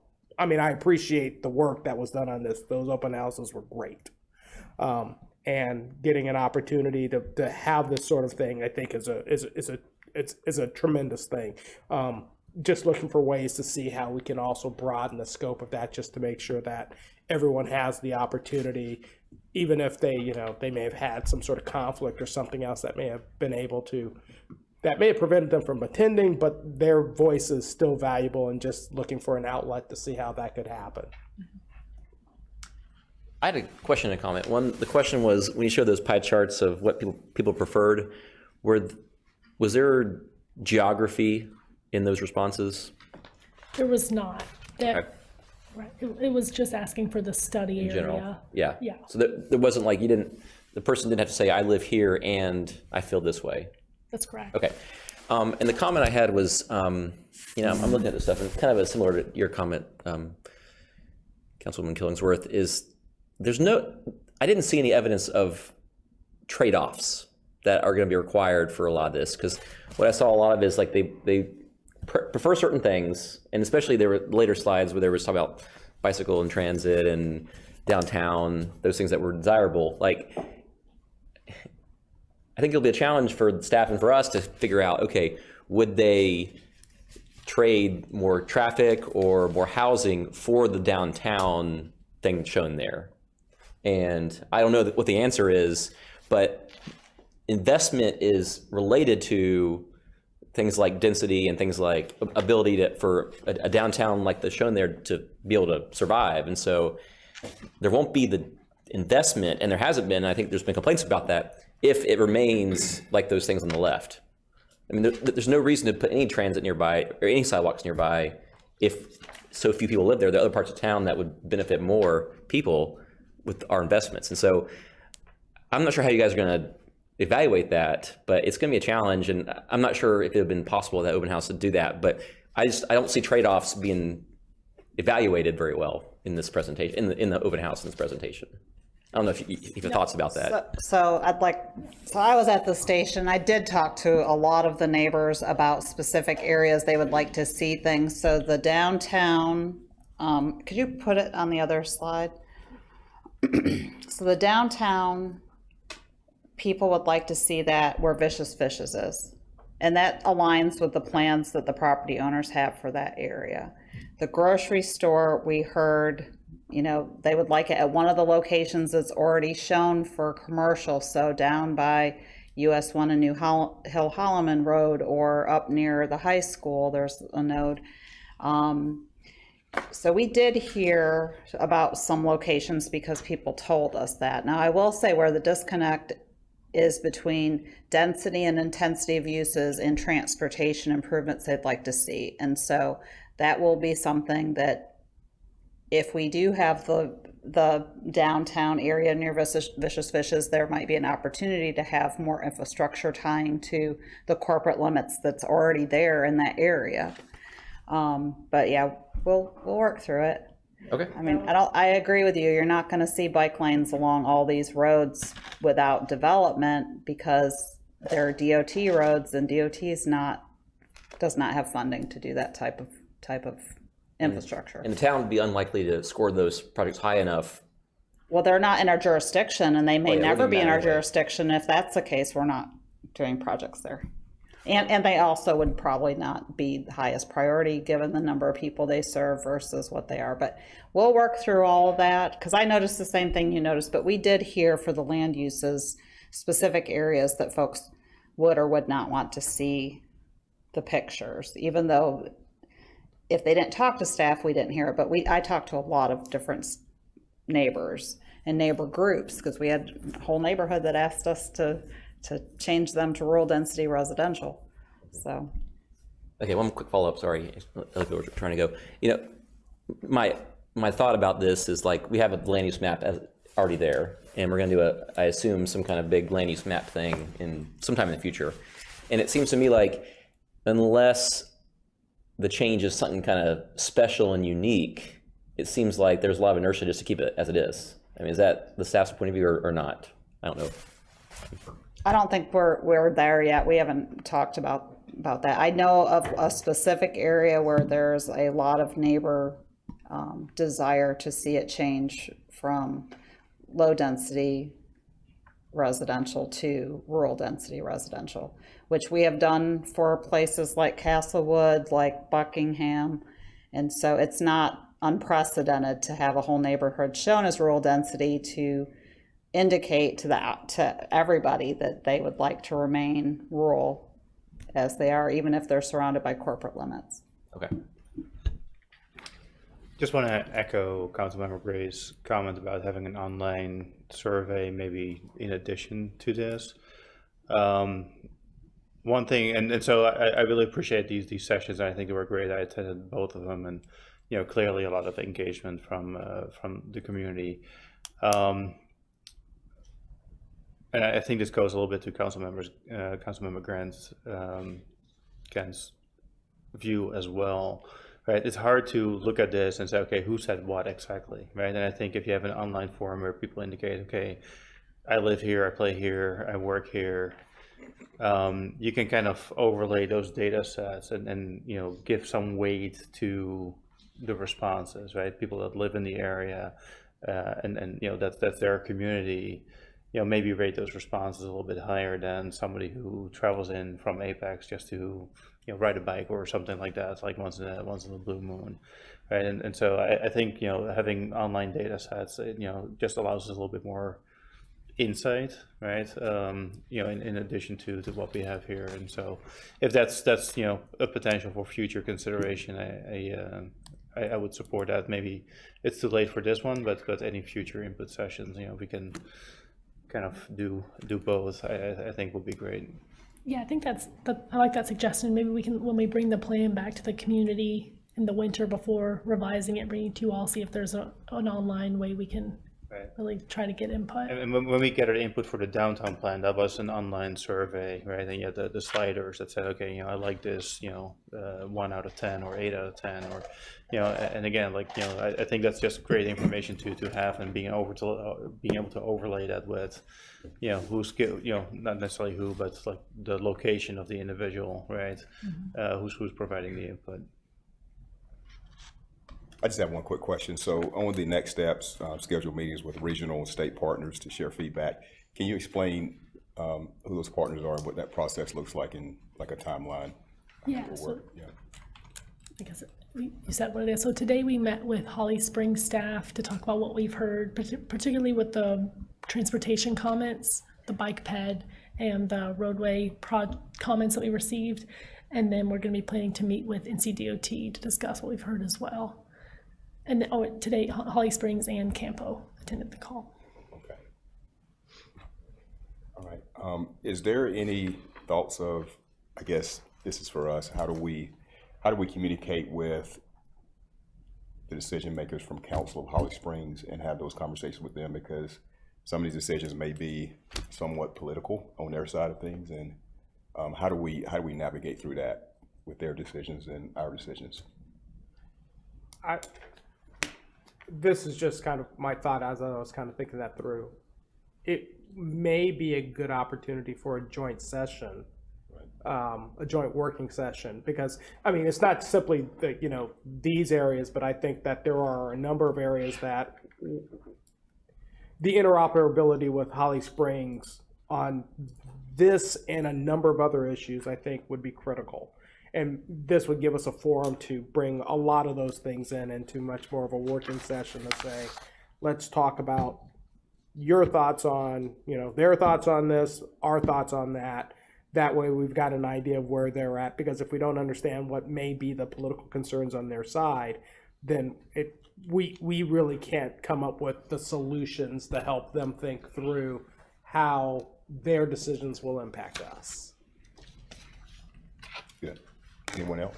I like that idea. I'd like to see more of that, right? Because we're doing things in Apex that impacts Holly Springs. You know, Viridia is going to be, you know, a big one there, and that's, you know, right on the border there. You know, the school, right? The new high school is going to be right on the border there.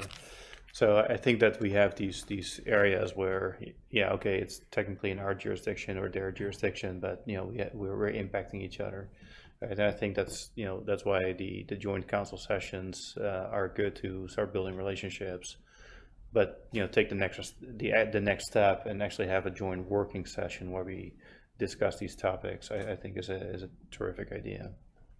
And one other matter that kind of, I certainly wouldn't ask for the council to make a decision on this tonight, but it may be of value to create a standing committee that would have members from us, members from them, to act as a joint standing committee, to basically act as the interface when we see things that are going to be along that border, just to kind of make sure that there's a protocol of, if we have a project that's going up near them, that there's a process in place to make sure that, not that we're getting their concurrence, but we are getting their input, because there may be some factors that they may be aware of that may ultimately impact us, and it gives us a kind of a standing bridge to be able to talk to each other about certain things, and a formalized process to kind of ferret that through.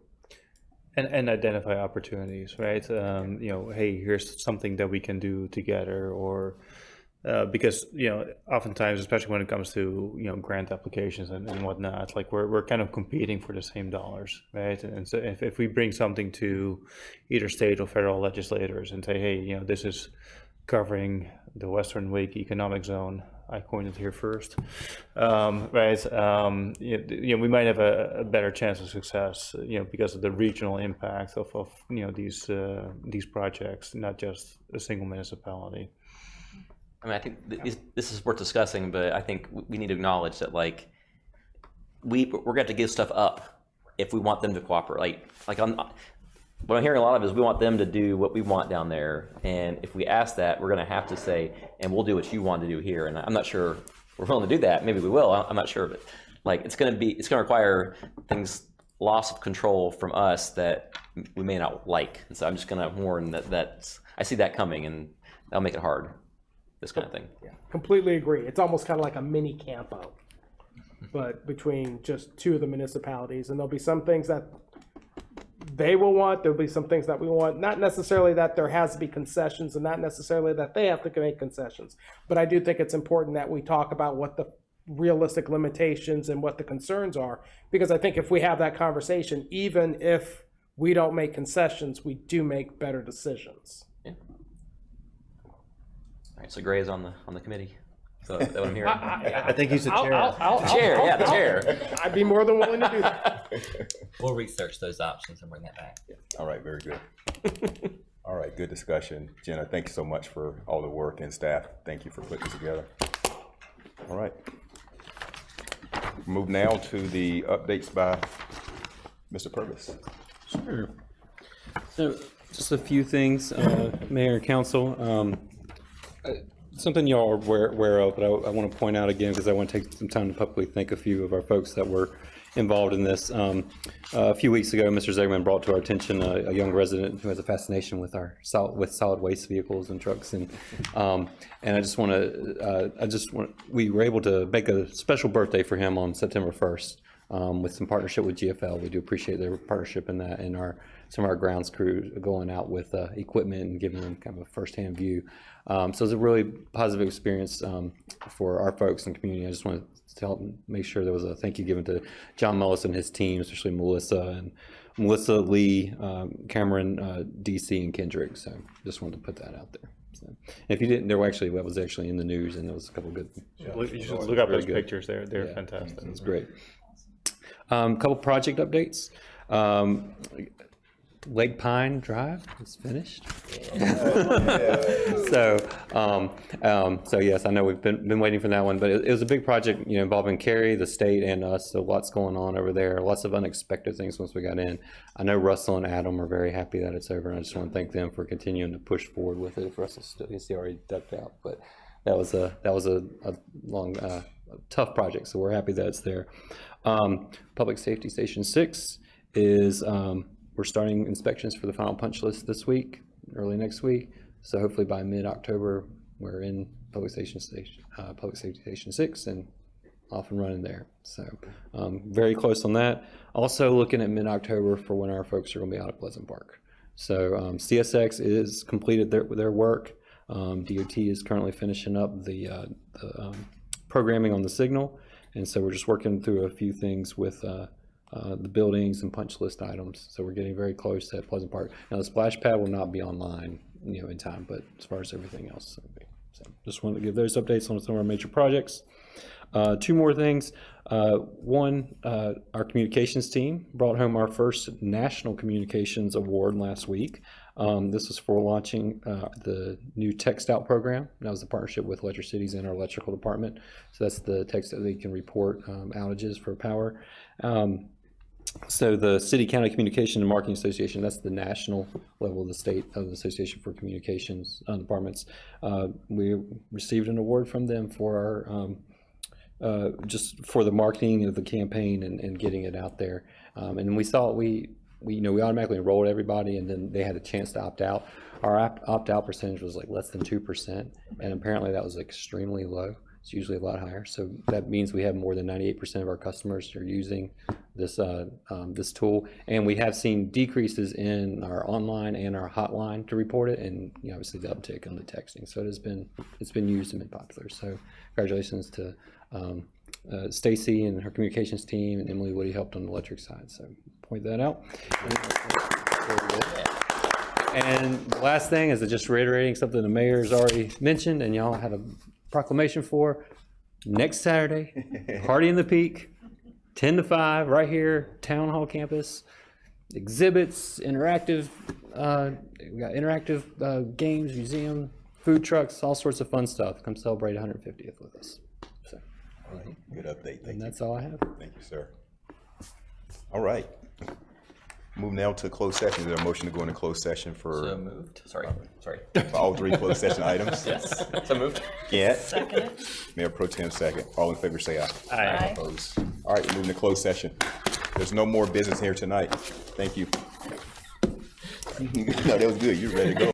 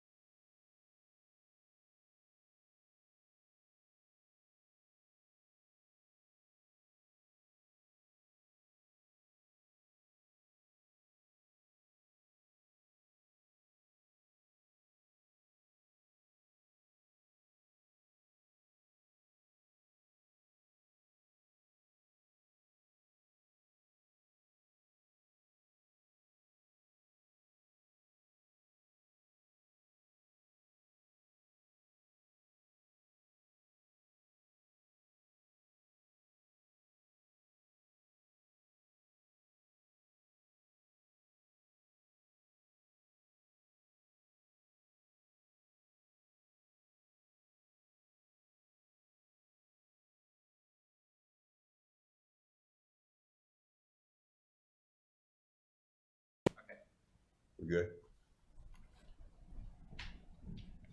All right, we're back in open session. There's no further business tonight, so meeting is adjourned. Have a good night. Good night. I can imagine that,